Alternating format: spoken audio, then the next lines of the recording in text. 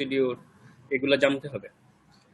তারপরে হচ্ছে যে এএসডি একটা শর্ট কেস দিতে পারে এবং এটা প্রায়ই থাকে। যদি লং কেস যার না থাকে তার শর্ট কেস একটা এএসডি মোটামুটি পাওয়াই যায়।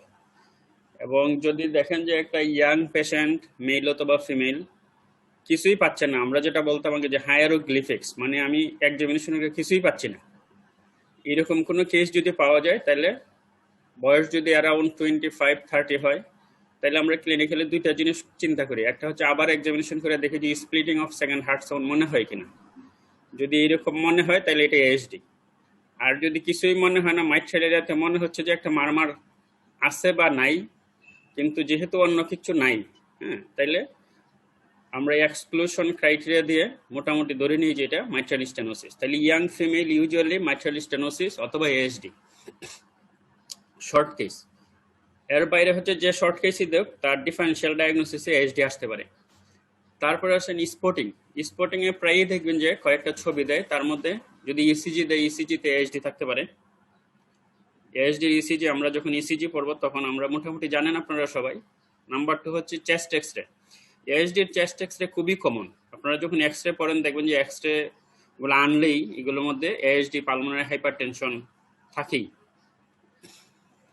তারপরে ইকোকার্ডিওগ্রাফি আপনাকে প্রশ্ন করতে পারে এএসডি ডায়াগনোসিস করবেন কিভাবে, অথবা এএসডি ইকোতে 2D ইকোতে কি পাবেন, এম মোডে কি পাবেন, কালার ডপলার করলে কি পাবেন, কন্ট্রাস্ট ইকোতে কি পাবেন, অথবা আপনাকে ছবি দিয়ে দিল, পিকচার দিয়ে দিতে পারে স্পটিং এর জন্য। তারপরে হচ্ছে যে সবশেষে আমি যেটা দিছি যে এলবি গ্রাফি স্পটিং এ প্রায়ই থাকে।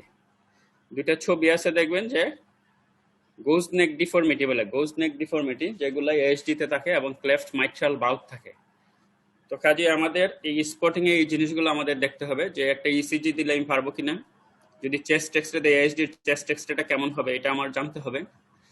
ইকোকার্ডিওগ্রাফিতে ডায়াগনোসিসের জন্য আমাদের কি কি ইকোকার্ডিওগ্রাফি করতে হয় এবং কখন আমরা চিন্তা করব, স্পেশালি যদি দেখা যায় আর এ ডাইলেটেড, আরবি ডাইলেটেড, মেইন পালমোনারিতে ডাইলেটেড এবং ইন্টারএট্রিয়াল সেপ্টাম দেখে এলবিটা ডি শেপ কিছুটা মনে হয়, বিশেষ করে সিওপিডি এবং এএসডি এইগুলোতে ডি শেপ এলবি আপনি ধরলেই 2D এর মধ্যে ধরলেই, প্যারাস্টার্ন লং অ্যাক্সিস ভিউতে ধরলেই আপনার একটা ধারণা হবে যে এটা আরবি ডাইলেটেড আছে, মনে হচ্ছে এএসডি হইতে পারে।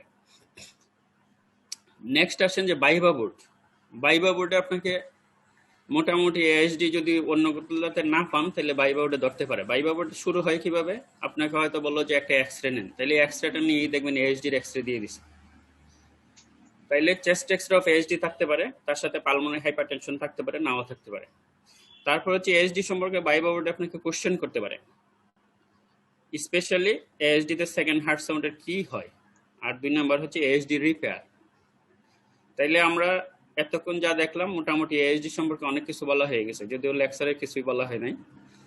নেক্সট আসেন what you should know about ASD. একটা এএসডি পড়ার সময় আপনি কি কি জিনিস পড়বেন, আমি আপনাদেরকে যে স্লাইডগুলো দেখাইতেছি অনেকের মনে হবে যে এইগুলো তো স্যারে কোনো ক্লাসই নিচ্ছে না। আমাদের দেশে যেটা হয়, গ্রামে দেখবেন বিল্ডিং বানিয়ে ফেলে, হ্যাঁ, 3 তলা বিল্ডিং বানিয়ে ফেলে, কোনো অর্গানাইজেশন নাই, এরপরে গ্যাস লাইন দিতে যাবেন, দিতে পারবেন না, কোনো লাইন নাই। সেই জন্য আমি বিল্ডিং ব্লক মানে প্ল্যানিং, আপনাদের জাস্ট প্ল্যানিংটা দেখাচ্ছি। তাহলে now what you should know about ASD. তাহলে এএসডি আপনারা যদি জিজ্ঞেস করে যে হোয়াট ইজ এএসডি, এই ধরনের প্রশ্ন আপনাদের পোস্ট গ্রাজুয়েশন লেভেলে সাধারণত ধরা হয় না, এইগুলো 3rd ইয়ার 4th ইয়ার, কিন্তু আপনাকে ধরবে না এমনটা কিন্তু বলতে পারবেন না। তাহলে যদি বলে আপনি অ্যাটলিস্ট এতটুকু বলেন through connection between left and right atrium through the septum, আপনি যেভাবেই বলেন না কেন, তাহলে এএসডির একটা ডেফিনিশন আমাদের মোটামুটি জানতে হবে। 2 নম্বর হচ্ছে embryology of atrial septal development. তাহলে কার্ডিওলজি পড়ার জন্য আমাদেরকে কার্ডিয়াক এমব্রায়োলজি, ছোটবেলায় যেটা পড়ে আসছি 1st ইয়ার 2nd ইয়ার 3rd ইয়ারে, সেই এমব্রায়োলজিটা একটু ধারণা রাখতে হবে। Prevalence of ASD in different age group and among the congenital heart disease. তাইলে ওল্ড এজে কত, অ্যাডাল্টে কেমন, এএসডি কত পার্সেন্ট আসে। আমরা দেখবেন যে 60-70 বছর বয়সে হঠাৎ একটা ইকো করতে গিয়ে এএসডি পাওয়া যায়, এবং এটা একটা ওয়েল টলারেটেড লিশন, যেটা দেখা যায় ওল্ড এজে ইনসিডেন্টাল ডায়াগনোসিস হয়। তো সেই ক্ষেত্রে এই ধরনের ডায়াগনোসিস কত পার্সেন্ট কেসে হয়, কিংবা একদম বাচ্চাদের ক্ষেত্রে কনজেনিটাল হার্ট ডিজিজের কত পার্সেন্ট, এই পার্সেন্টেজগুলো আপনাদের বইয়ে আছে, আপনারা দেখবেন। আর 2 নাম্বার হচ্ছে যে types of ASD with diagram. ASD যে টাইপসগুলো আমরা জানি কমন 4টা বা 5টা টাইপস, এইগুলার সবগুলোরই একটা ডায়াগ্রাম আপনাদের বইয়ে আছে। তো মোটামুটি একটা ছবি সহ শিখতে হবে, যাতে আপনাকে যদি বলে ছবি দেখে আমাকে দেখান কোথায় কোন এএসডিটা হয়, আপনার জন্য বলতে পারেন।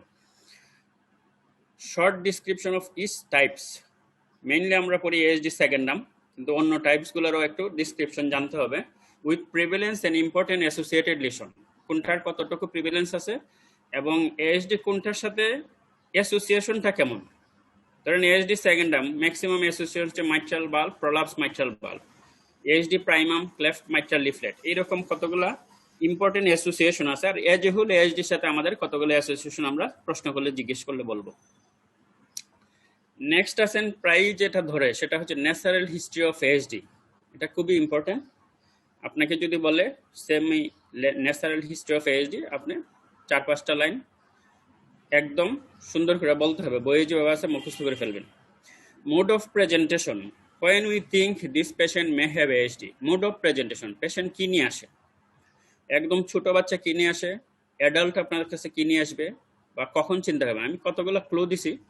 ক্লিনিক্যাল প্রেজেন্টেশন, আপনার ক্লিনিক্যাল প্রেজেন্টেশনটা কেমন, সাধারণত shortness of breath, progressive exertional dyspnea অথবা occasional palpitation specially with exertion, এই ধরনের কতগুলো সিমটম নিয়ে আসে। একদম ছোট বাচ্চাদের ক্ষেত্রে সাধারণত রিকারেন্ট রেসপিরেটরি ট্র্যাক্ট ইনফেকশন বা recurrent fever, mild low grade fever নিয়ে আসতে পারে।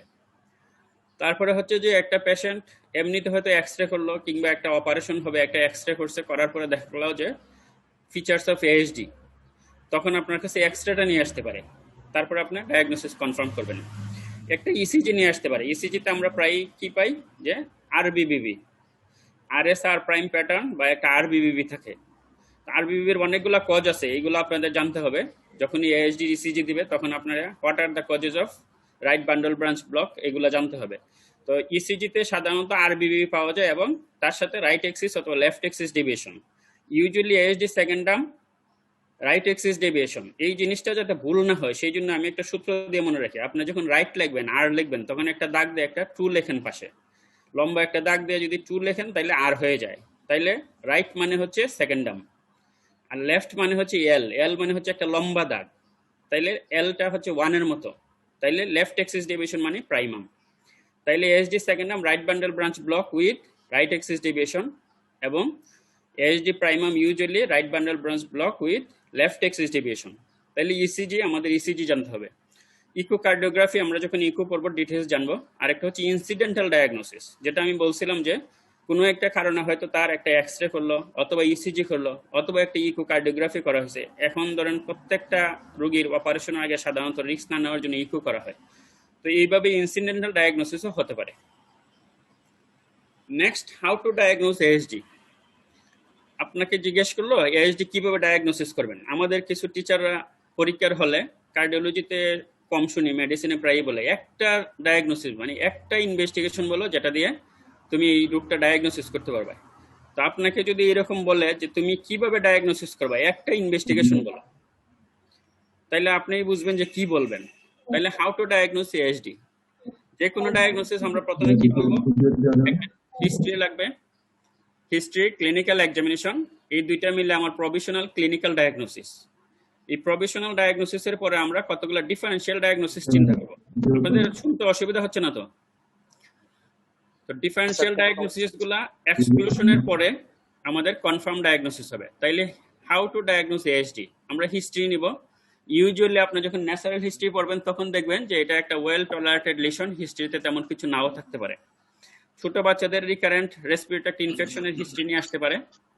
গ্রোথ রিটার্ডেশন খুব রেয়ার বাট হতে পারে। আর বড়দের ক্ষেত্রে সাধারণত প্রগ্রেসিভ এক্সারশনাল ডিসনিয়া ইয়াং এইজে, এবং লেটার এজে ইনসিডেন্টাল ডায়াগনোসিস। তাহলে হিস্ট্রি, তারপরে ক্লিনিক্যাল এক্সামিনেশন। ক্লিনিক্যাল এক্সামিনেশন আমি আগেই বলছিলাম যে আপনি কিছুই নাও পাইতে পারেন, তারপরে আমি একটা কেস প্রেজেন্টেশন শেষ দিকে রাখছি, তখন আপনারা দেখবেন যে কি পাইতে পারেন। তাইলে এটা ইম্পর্টেন্ট যে জিনিসটা আমরা বলি, ডায়াগনস্টিক ক্লুটা হচ্ছে wide and fixed splitting of second heart sound. আপনি সবকিছু বললেন, আমার সাথে আমার একজন পার্টনার ছিল, উনি পড়ার সময় সব বলতো কিন্তু ইম্পর্টেন্টটা ভুলে যেত। তো যাই হোক, never miss to say about second heart sound. আপনি দুনিয়ার সবকিছু বললেন, হ্যাঁ, চেস্ট বালজিং, চেস্টি বয়, অনেক কিছু বলছেন, বাট আপনার সেকেন্ড হার্ট সাউন্ডটা ওয়াইড স্প্লিটিং মিস করে গেছেন, তাইলে কিন্তু আপনার এই পরীক্ষাতে মোটামুটি সারা ধরে নেবে যে সে এসডির কিছুই জানে না। তাহলে never miss to say about second heart sound. এখন সেকেন্ড হার্ট সাউন্ডে কি বলবেন সেটা আমরা পরে আসবো। যেহেতু আপনারা পোস্ট গ্রাজুয়েশন স্টুডেন্ট, আমি মনে করি যে আমার সবকিছু বলে দেওয়ার দরকার নাই, তারপরে কিছুটা আমি বলবো, কিন্তু এগুলো আপনারা জানেন। তারপর ডায়াগনস্টিক ল্যাবরেটরি টুল, তাইলে একটা ডায়াগনোসিস আমরা প্রথমে clinical diagnosis, history, clinical examination, এইখানে কিছু থাকুক বা না থাকুক আপনি এই টার্মগুলো বলে যাবেন যে আমরা হিস্ট্রি নিব, ক্লিনিক্যাল এক্সামিনেশন করব, এই দুইটা না বলে হুট করে বললে না যে এই করলে আমরা এএসডি ডায়াগনোসিস করতে পারবো। তবে আপনাকে যদি জিজ্ঞেস করা হয় একটা ল্যাব টেস্ট বলেন, তখন আপনি চিন্তা করবেন কোনটা বলবেন। তাহলে একটা হচ্ছে ডায়াগনস্টিক ল্যাবরেটরি টুলের মধ্যে আমরা বলছি আগে ইসিজি পাইতে পারি, চেস্ট এক্সরেতে ফিচার্স থাকবে, ইকোকার্ডিওগ্রাফি মোটামুটি কনফার্ম ডায়াগনোসিস করা যায় ইকোকার্ডিওগ্রাফি দিয়ে। ইকোকার্ডিওগ্রাফিতে আপনাদের যেহেতু ইকো আলাদা ক্লাস হয়, আপনারা এখানে 2D কি, এম মোড কি এবং তার ভিউগুলা কি এগুলা জানতে হবে। Colour Doppler, spectral Doppler echocardiography, আর হচ্ছে কন্ট্রাস্ট ইকোকার্ডিওগ্রাফি। কন্ট্রাস্ট ইকো করে আমরা কনফার্ম করি। কার্ডিয়াক ক্যাথেটারাইজেশন, ASD ডায়াগনোসিসের জন্য cardiac catheterization not mandatory, but especially for important associated lesion diagnosis and for LVgraphy.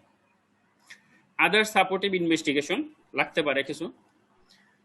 এরপরে আসেন আমরা কি পড়বো যে ইম্পর্টেন্ট অ্যাসোসিয়েশন অফ ASD। আপনাকে যদি বলে ASD এর কমন অ্যাসোসিয়েশন গুলো বলেন, তাইলে আপনি ASD সেকেন্ড ডামের যে কমন অ্যাসোসিয়েশন এগুলো দিয়ে শুরু করবেন, যেহেতু আমাদের 75% ASD হচ্ছে ASD সেকেন্ড ডাম। তারপরে আপনি এজহুল বলতে পারেন ASD সেকেন্ড ডামের সাথে এই অ্যাসোসিয়েশন, প্রাইমামের সাথে এই অ্যাসোসিয়েশন, এগুলো আমি পরে আলাদা একটা স্লাইডে দিয়ে দিছি। ডিফারেন্সিয়াল ডায়াগনোসিস অফ ASD, আপনি যখন ASD কেস প্রেজেন্ট করবেন অথবা শর্ট কেস, লং কেস, তখন এই ডিফারেন্সিয়াল ডায়াগনোসিস গুলো লাগবে। তাহলে আপনার মাথায় রাখতে হবে যে ASD ডিফারেন্সিয়াল ডায়াগনোসিস কি কি আসতে পারে। এরপরে যে প্রশ্নটা আসতে পারে যে একটা ASD এর পেশেন্ট ন্যাচারাল হিস্ট্রি যখন আপনি বলবেন, তখন ন্যাচারাল হিস্ট্রি শেষ দিকে আসবে, তার কতগুলো কমপ্লিকেশন ডেভেলপ করতে পারে, যদি আনরিপেয়ার্ড থাকে কমপ্লিকেশন ডেভেলপ করতে পারে। তারপর আসেন ম্যানেজমেন্ট। ম্যানেজমেন্টের পার্ট দুইটা, any management at first confirming the diagnosis. আপনি ডায়াগনোসিস না করে ম্যানেজমেন্ট জিজ্ঞেস করলে ট্রিটমেন্ট বলা শুরু করলেন, আপনি তো বলেনই নাই যে এটা ASD। তাহলে কনফার্মিং ডায়াগনোসিস এটা আমাদের বলা হয়ে গেছে। তারপর হচ্ছে mode of treatment. Mode of treatment আপনারা কার্ডিওলজিতে জানেন যে এখানে খুব সহজ, কিছু মেডিকেল ম্যানেজমেন্ট আছে, but this are not the definitive treatment. Definitive treatment মোটামুটি দুইটা, ইন্টারভেনশন এন্ড সার্জারি। নেক্সট আসেন results of various mode of treatment. এখন আপনি এই যে মুড অফ ট্রিটমেন্ট দিচ্ছেন, ইন্টারভেনশন করতেছেন, সার্জারি করতেছেন, তাইলে এগুলোর প্রগনোসিস কি? আপনি ইন্টারভেনশন করলে লাভ কি, ক্ষতি কি? সোজা কথা হচ্ছে এটার ইন্ডিকেশন কি, কন্ট্রা ইন্ডিকেশন কি জানতে হবে। এটা করলে আমার লাভ কি? ধরেন ইন্টারভেনশন করলে আপনি দ্রুত হসপিটাল থেকে ছেড়ে দিতে পারতেছেন, আর্লি এম্বোলাইজেশন হয়। আর যদি সার্জারি করেন হয়তো 1-2 দিন বেশি হসপিটালে থাকতে পারবে, তাতে কষ্ট বাড়তে পারে। আবার কিছু ডিভাইস আছে, ডিভাইসগুলোর দাম বেশি, সেই ক্ষেত্রে কস্ট বেশি। আমরা যেমন স্টেন্টিং 2-3টে স্টেন্ট করলে অনেক খরচ, আবার বাইপাস করলে খরচ কম। তো এইগুলো আপনার results of various mode of treatment, এখানে কস্ট ইফেক্টিভ কিনা, কতগুলো ক্রাইটেরিয়া আছে ট্রিটমেন্টের, এইগুলো আপনারা জানবেন। আর হচ্ছে প্রগনোসিস, অনেকটা ন্যাচারাল হিস্ট্রিটা হচ্ছে ন্যাচারাল অবস্থা, অর্থাৎ আপনি ট্রিটমেন্ট না করলে তার যে অবস্থাটা হবে শুরু থেকে শেষ পর্যন্ত, এটারে আমরা বলি ন্যাচারাল হিস্ট্রি। আর প্রগনোসিসটা হচ্ছে যে ট্রিটমেন্ট করার পরে আমার ট্রিটমেন্টের প্রগনোসিসটা কি। তাহলে ট্রিটমেন্ট রিলেটেড কমপ্লিকেশনস। এখন আসুন যে ASD নিজের কিছু কমপ্লিকেশন আছে, কিন্তু আমি যে ট্রিটমেন্ট দিচ্ছি, সার্জারি, ইন্টারভেনশন অথবা ড্রাগ থেরাপি, এই ড্রাগগুলোর কতগুলো কমপ্লিকেশন থাকতে পারে, তাইলে এইগুলো আমাদের জানতে হবে। ম্যানেজমেন্ট অফ কমপ্লিকেশন, আপনাকে যখন বলবে ম্যানেজমেন্ট অফ কমপ্লিকেশন, তখন বুঝতে হবে কোশ্চেনটা কি, complication of ASD or complication of treatment related complication. যদি ASD রিপেয়ার পেশেন্ট আসে, লং কেস দেয়, তখন আপনার ট্রিটমেন্ট অফ কমপ্লিকেশন বললে শুধুমাত্র ASD এর কমপ্লিকেশন বললেই হবে না, আপনার কোনো কমপ্লিকেশন ওই পেশেন্টের থাকলে এটা বলবেন, কিন্তু মেইনলি আপনি যে ট্রিটমেন্ট দিচ্ছেন এটা রিলেটেড তার কোনো কমপ্লিকেশন আছে কিনা। Mode of death of ASD, সবশেষে আমি যেটা বলতেছি যে mode of death. Mode of ডেথটা কি? আপনি যখনই একটা ডিজিজ পড়বেন, আমাদের ডিজিজ পড়ার উদ্দেশ্য কি? রোগীদেরকে কতগুলা কমফোর্ট দেওয়া, রোগীর কতগুলো সমস্যা নিয়ে আসে। আমি যেটা বলি আমার রোগীরা আসে, রিপোর্ট দেখায়, সব রিপোর্ট নর্মাল। তো আপনি যদি বলে দেন আপনার সব রিপোর্ট ভালো, আপনার কোনো সমস্যা নাই, তাইলে কিন্তু রোগী খেপে যাবে, আমি কি অযথা আসছি। তা আমি কি বলি যে আপনার অনেকগুলো সমস্যা নিয়ে আমার কাছে আসছিলেন, কিন্তু আসলে আপনার কোনো রোগ নাই। আপনি জ্বর নিয়ে আসছেন, জ্বর আছে ঠিকই আছে, কিন্তু জ্বরের রোগ হচ্ছে ম্যালেরিয়া, টাইফয়েড, টিবি, নিউমোনিয়া অথবা এখন কোভিড ভাইরাস। আপনার এই রোগগুলো নাই, তো সমস্যার চিকিৎসা দিলে ভালো হয়ে যায়। রোগ থাকলে ডেফিনিটিভ ট্রিটমেন্ট লাগে, সেটা আপনার লাগবে না। তো কাজে মুড অফ ডেথ, এখন রোগী দ্বারা আমাদের চিকিৎসা শাস্ত্রের মূল কথাই হচ্ছে যে মোড অফ ডেথ যেগুলো এগুলো যায় না, এই ডেথটা প্রিভেন্ট করা। আসলে ডেথ মানুষ প্রিভেন্ট করতে পারে না, এবং কোনো চিকিৎসায় মানুষের হায়াত 1 সেকেন্ডও বাড়ায় না, কিন্তু কোয়ালিটি অফ লাইফ ডেফিনেটলি আমরা যারা মুসলিম বিশ্বাস করি যে 1 সেকেন্ডও লাইফ বাড়বে না, কিন্তু কোয়ালিটি অফ লাইফ বাড়বে। আপনি একটা স্ট্রোকের রোগী পেশাব পায়খানার মধ্যে ডুবে আছে 5 বছর, তার তো জীবন নষ্ট, বেঁচে থাকাটাই শেষ, কারণ তার পেশাব পায়খানা পরিষ্কার করতে গিয়ে ছেলে মেয়ে সব তাকে ছেড়ে চলে যাবে। তো এই রোগীটাই যদি হঠাৎ করে একদিন দেখা গেল ফজর নামাজের পরে সে নামাজ কালাম সব শেষ করে হঠাৎ করে মরে গেল, তাইলে তার হায়াত বাড়লো না, কিন্তু কোয়ালিটি অফ লাইফ সে তার জীবনের শেষ দিন পর্যন্ত কাজ করেই মরতে পারছে। তো সেই জন্য বলতেছি যে কোয়ালিটি অফ লাইফটা কিন্তু ঠিক করে এই চিকিৎসা। তো চিকিৎসার মূল কথাই হচ্ছে মোড অফ ডেথ, অর্থাৎ যে লোকটা আমার স্ট্রোক হয়ে পেশাব পায়খানা ডুববে মরতো, তাকে এখন আমি সুস্থ অবস্থায় সব কাজ শেষ করে সুস্থভাবে মরতে দিব। তাইলে এই মরার জন্য তার এই যে মোড অফ ডেথ এইচডি, তাইলে এইচডিতে মরে কেন? একটা হচ্ছে এরিথমিয়া হইতে পারে, হার্ট ফেলিওর হইতে পারে, তো এইগুলো আপনারা পড়বেন। এবং সবশেষে হচ্ছে সামারি। তো এখন আমরা লেকচারে ঢুকতেছি। লেকচারটা হচ্ছে আপনাদের হাস্ট বেস, এবং এখনের যে হাস্টের এডিশন এটাতে মূলত আসলে কিছুই নাই বলা যায়, কনজেনিটাল হার্ট ডিজিজ নাই, congenital heart disease adult, adolescent and adult. তো আমি লেকচারে এইটাই রাখছি। এখন আসেন তাহলে আমরা এটা পড়ে নিই একটু। Atrial septal defect. Atrial septal defects are commonly encountered in walker. ছবিগুলোর জন্য এই দিকটা দেখতে পারতেছি না আমি।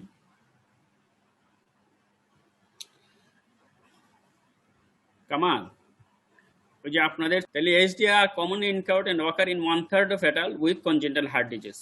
Adult congenital heart disease এর 1/3 হচ্ছে ASD, usually 35 থেকে 45%. Various types of ASD. ASD কি কি types আছে? তাহলে second term ASD present in the area of the fossa ovalis is the most common, accounting for 75% of defect. Ostium primum defect associated with the endocardial cushion defect and inlet type of BSD occur in 20% of cases. এই ছবিটা যদি আমরা দেখি, number 1 এটা হচ্ছে ASD second term, most of the cases 75%, এটা ফুসা ওভালিজের এখানে। ফুসা ওভালিজের নিচের দিকে যদি লিশন পান, নাম্বার 2 দ্যাট ইজ অস্টিয়াম প্রাইমাম ডিফেক্ট, এবং এটার সাথে 8 নাম্বার যেটা এটা হচ্ছে ইনলেট টাইপ বিএসডি, এই জায়গাটাতে এন্ডোকার্ডিয়াল কুশন ডিফেক্ট থাকে। এট্রিওভেন্ট্রিকুলার সেপ্টাম যেটা, এইটা এন্ডোকার্ডিয়াল কুশন ডিফেক্ট, এই জায়গাটা ডেভেলপমেন্ট হয় না।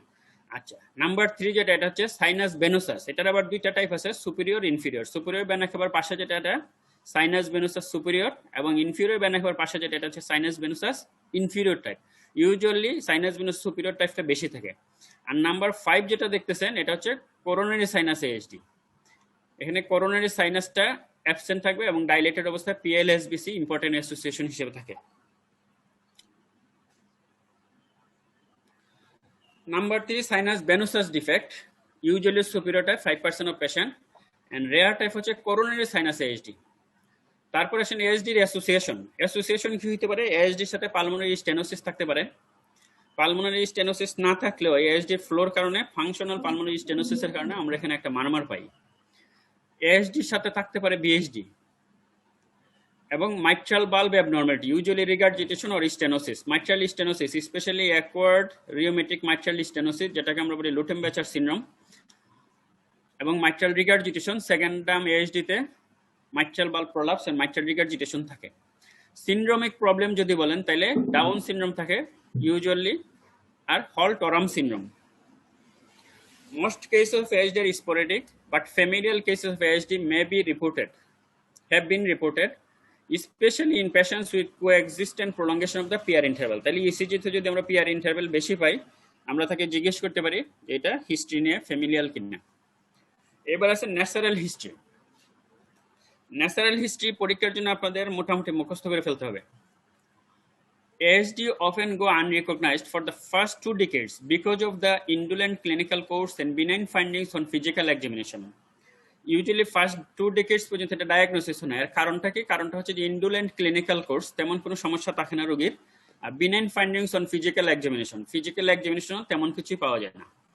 Careful inspection of the ECG usually demonstrates a characteristic RSR prime complex in the anterior precordial leads with the rightward axis deviation in patients with second-term type defect and left axis deviation in those with primum defect.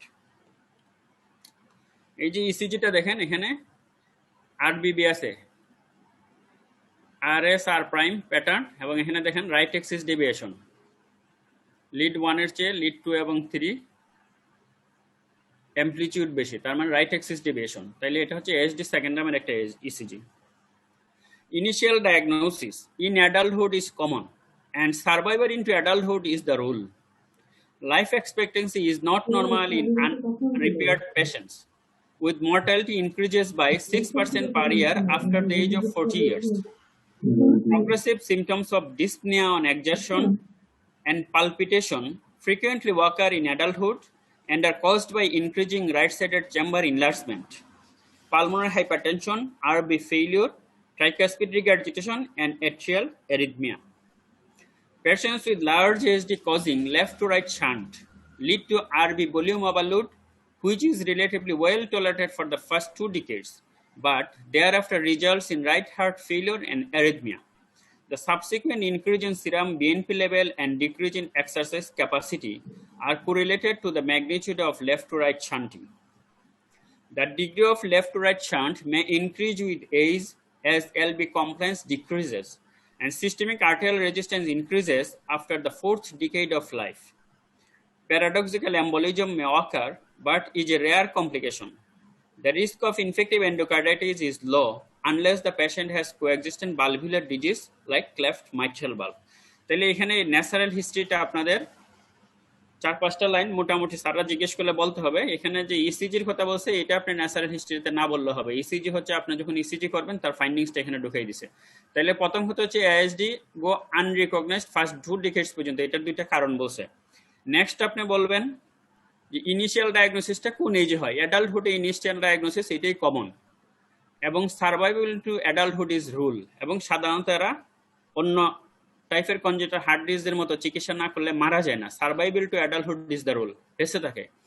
Life expectancy বেঁচে থাকলেও তার life expectancy is not normal, যদি repair না করে তাহলে এটা normal না। কি হয়? Increasing mortality 6% per year after the age of 40 years. 100 জন যদি থাকে তাহলে প্রতি 6 জন 40 বছরের পরে 6 জন করে প্রতি বছর মারা যাবে। প্রগ্রেসিভ সিমটমস অফ ডিসনিয়া, তারপরে কি সিমটম কি ডেভেলপ করে অ্যাডাল্টে? Progressive symptoms of dyspnea on exertion and palpitation frequently occur. তাহলে ফ্রিকুয়েন্ট সিমটম আমার দুইটা, dyspnea on exertion and palpitation. এবং এটার কারণটা কি? কারণটা হচ্ছে যে ইনক্রিজিং রাইট সাইডের chamber enlargement.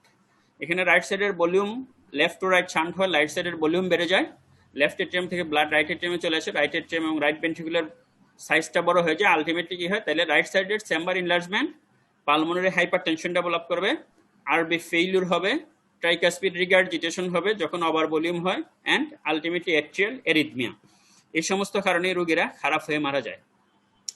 Patients with large ASD causing left to right shunt, যদি লার্জ এএসডি হয়, লেফট টু রাইট শান্ট হয়, leading to RV volume overload, ultimately RV volume overload which is relatively well tolerated. Well tolerated কেন? এই প্রশ্নটা আসতে পারে।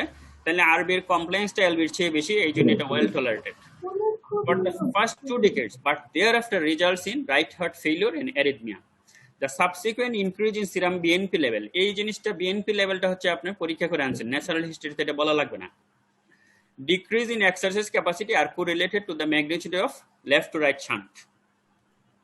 The degree of left to right shunt may increase with age as LV compliance decreases and systemic arterial resistance increases. বয়সের সাথে সাথে আমার LV complianceটা কমে আর systemic arterial resistanceটা বাড়বে। তারপরে কি হবে? After 4th decade of life, paradoxical embolism কমপ্লিকেশনের মধ্যে একটা প্যারাডক্সিক্যাল এম্বোলিজম হইতে পারে বাট রেয়ার, আর ইনফেক্টিভ এন্ডোকার্ডিটিস ASD সেকেন্ড নামে very rare but maybe, and patient has coexistent valvular disease, বিশেষ করে যদি অন্য বাল্ব ডিজিজ এমআর থাকে অথবা ক্লেফট মাইট্রাল ভালভ থাকে তাদের এইগুলো হয়। নেক্সট আসেন ম্যানেজমেন্ট এন্ড রেজাল্ট। সার্জিক্যাল, এখানে আসলে এতটুকু বলার পরে আমার বলা দরকার ছিল যেটা clinical presentation, diagnosis, mode of diagnosis, এগুলো আসলে যেহেতু বইয়ে দেয় নাই আমি এগুলো এখানে ঢুকাই নাই। এগুলো প্রথমে আপনাদেরকে কিছু বলা হয়েছে কি করবেন, আর পরে আমি কিছু দেখাবো। Management and result. Surgical repair by direct suture of small defect. তাহলে আমার ম্যানেজমেন্ট কি? ম্যানেজমেন্ট হচ্ছে দুইটা, ইন্টারভেনশন এন্ড সার্জারি। এরা সার্জারি দিয়ে শুরু করছে। সার্জিক্যাল রিপেয়ার কি করবে? Direct suture of small defect, small ডিফেক্টে ডাইরেক্ট সুচার করবে। And patch closure of large defect has been perform for more than 40 years and has been efficacious and safe provided the pulmonary arterial resistance is not severely elevated. Pulmonary arterial resistance যদি বেশি না হয় তাহলে surgery করলে দেখা গেছে efficient এবং safe. Closure of small defect less than 1 centimeter in asymptomatic patient diagnosed after 25 years of age is controversial, with no significant difference in clinical outcome between medically and surgically treated patients followed for about 20 years. দেখা গেছে যাদের small defect less than 1 centimetre এবং বয়স 25-এর বেশি diagnosis after 25 years, এদের medical এবং surgical ট্রিটমেন্টে তেমন কোনো পার্থক্য পাওয়া যায় না এবং 20 ইয়ার্স ফলো আপ করে দেখা গেছে যে খুব একটা লাভ হয় না, এই জন্য এদের surgery controversial. A retrospective study by Constantinides et al. Of 179 patients diagnosed after the age of 40 years with a QPQ ratio, QPQS মানে কি pulmonary and systemic blood fluid যে রেশিওটা QP/QS ratio of 1.5:1 or greater demonstrated improved survival and functional capacity over 10 years period in surgically corrected versus medical management patient. Retrospective study করে এরা দেখছে যে QP/QS ratio যদি 1.5 এর বেশি হয় এবং এদের যদি সার্জারি করা হয় সার্জারি মেডিকেল ম্যানেজমেন্টের চেয়ে বেটার। এখন আসেন predictors of increase mortality in the surgical group. Surgery করার পরে যাদের মর্টালিটি বেশি তার কারণগুলো কি? সাধারণত যদি ওল্ডার এজে সার্জারি করা হয়, ফ্রিকুয়েন্ট ফলো আপ করা হয় না, ধরেন আমাদের দেশের মতো জায়গায় যেখানে রোগীরা ফলো আপে আসে না অথবা ফলো আপ কস্টলি, সেখানে ওল্ডার এজে যদি অপারেশন করা হয়, অ্যাডভান্স হার্ট ফেলিওর যদি থাকে NOS class 3 or 4, QPQ ratio যদি 2.5:1 এর বেশি হয়, পালমোনারি আর্টেরিয়াল সিস্টোলিক প্রেসার যদি 40 মিলিমিটারের বেশি এবং পালমোনারি ভাস্কুলার রেজিস্ট্যান্স 1.6 উডস ইউনিটের যদি বেশি হয়, এই 5টা ক্রাইটেরিয়া দেখা গেছে এদের সার্জিক্যাল গ্রুপের মর্টালিটি বেশি। Non-fatal clinical outcome such as supraventricular arrhythmia occurs with similar frequency between the two groups, surgical group এবং medical group. Non-fatal clinical outcome. The operation carried out in this study did not include atrial arrhythmia surgery. Atrial arrhythmia surgery যাদের হয়েছে তাদের এখানে include করা হয় নাই, which is known to decrease arrhythmia recurrence in patients undergoing surgical ASD closure. Surgical ASD closure এর ক্ষেত্রে arrhythmia surgery করা থাকলে এদের arrhythmia কম হয়। তো এই গ্রুপটারে বাদ দেয়া শুধুমাত্র সার্জারি পেশেন্ট আর মেডিকেল ম্যানেজমেন্ট নিয়ে দেখা গেছে যে নন ফেটাল যে কমপ্লিকেশনগুলো আছে বিশেষ করে সুপ্রাভেন্ট্রিকুলার arrhythmia দুই গ্রুপের সমান। A prospective randomized study by Acti et al. Of surgical versus medical management of ASD in 241 patients older than 40 years of age did not demonstrate similar survival advantage over 7 years of median follow-up. এরা দেখছে medical management of সার্জারির মধ্যে 241 patient নিয়ে যে 40 years এর পরে যদি surgery করা হয় খুব একটা লাভ হয় না।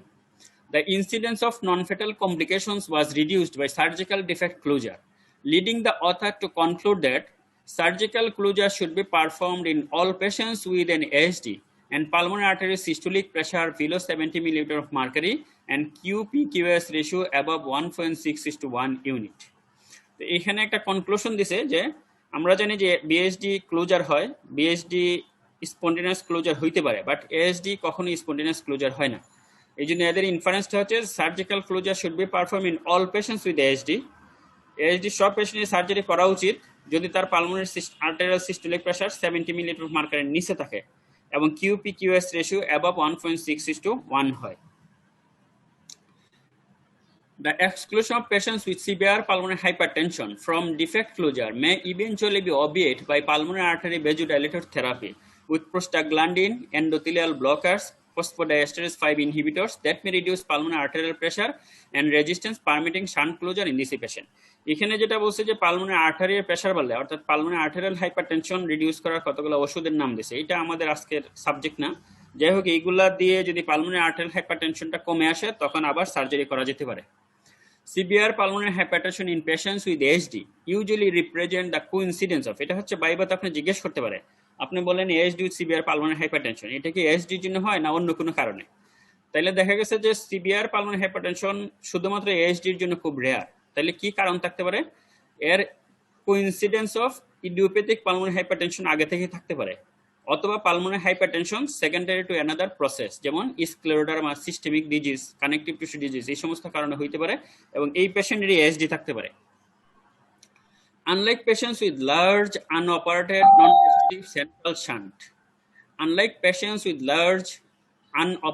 non-restrictive central shunt, like BSD, who experience pulmonary hypertension from birth and develop pulmonary vascular disease within the first few years. Patients with large ASD of similar shunt magnitude do not necessarily develop severe pulmonary hypertension, and right to left shunting of the onset of pulmonary hypertension is delayed into late adulthood. এটা একটু জটিল ভাষা দিছে, সোজা কথা হচ্ছে যে অন্য লিশন লাইক বিএসডি এর মতো এএসডি তে খুব দ্রুত পালমোনারি হাইপারটেনশন ডেভেলপ করে না, এবং পালমোনারি হাইপারটেনশন ডেভেলপ করে রাইট টু লেফট শান্ট খুব দ্রুত হয় না, যেটা আমরা বলি আইসেনমেঙ্গার সিনড্রোম। এর কারণটা কি? কারণটা হচ্ছে যে a large ASD may well contribute to the development of pulmonary hypertension but may not be the sole cause of underlying pulmonary vascular disease in a cyanotic patient. আচ্ছা, যেটা বলছিলাম যে এখানে পালমোনারি হাইপারটেনশন ডেভেলপ করতে অনেক সময় লাগে, এর কারণ হচ্ছে যে এএসডিটা আমাদের এট্রিয়াল সেপ্টামে ডিফেক্ট, তারপরে ব্লাডটা লেফট এট্রিয়াম থেকে রাইট এট্রিয়ামে আসে, রাইট এট্রিয়াম থেকে আবার ট্রাইকাসপিড ভালভে রাইট ভেন্ট্রিকল, তারপরে পালমোনারি আর্টারি। তো এইটা একটা লং ওয়ে, হ্যাঁ, অনেক রাস্তা অতিক্রম করে আসে, এই জন্য অ্যাডাপ্টেশন হয়, রাইট ভেন্ট্রিকুলার হাইপারট্রফি, ইনলার্জমেন্ট হয়, সেই জন্য তার দ্রুত পালমোনারি হাইপারটেনশন ডেভেলপ করে না। কিন্তু বিএসডি বা পিডিএ এইগুলাতে দ্রুত পালমোনারি সার্কুলেশনে ব্লাড চলে যায়, এই জন্য পালমোনারি হাইপারটেনশন দ্রুত ডেভেলপ করে। A large ASD may well contribute to the development of pulmonary hypertension but may not be the sole cause of the underlying pulmonary vascular disease in a cyanotic patient. ASD পেশেন্টের যদি cyanosis থাকে এবং pulmonary obstructive vascular disease থাকে, তো এটা soul agent হিসেবে ASD নাও থাকতে পারে, আরো কিছু কজ থাকতে পারে। Patients with trisomy 21 Down syndrome may develop accelerated pulmonary vascular disease in the presence of ASD. এখন আসেন, transcatheter device closure of secundum type ASD was first performed in 1976 by Mills and King. Advancement in device design and catheterization technology have led to the availability of a variety of occlusion devices. এখানে আপনারা জিজ্ঞেস করতে পারে কি কি occlusion device আছে, এগুলো আমরা যখন বইয়ে ডিভাইস নিয়ে পড়ব তখন এগুলো পড়তে হবে।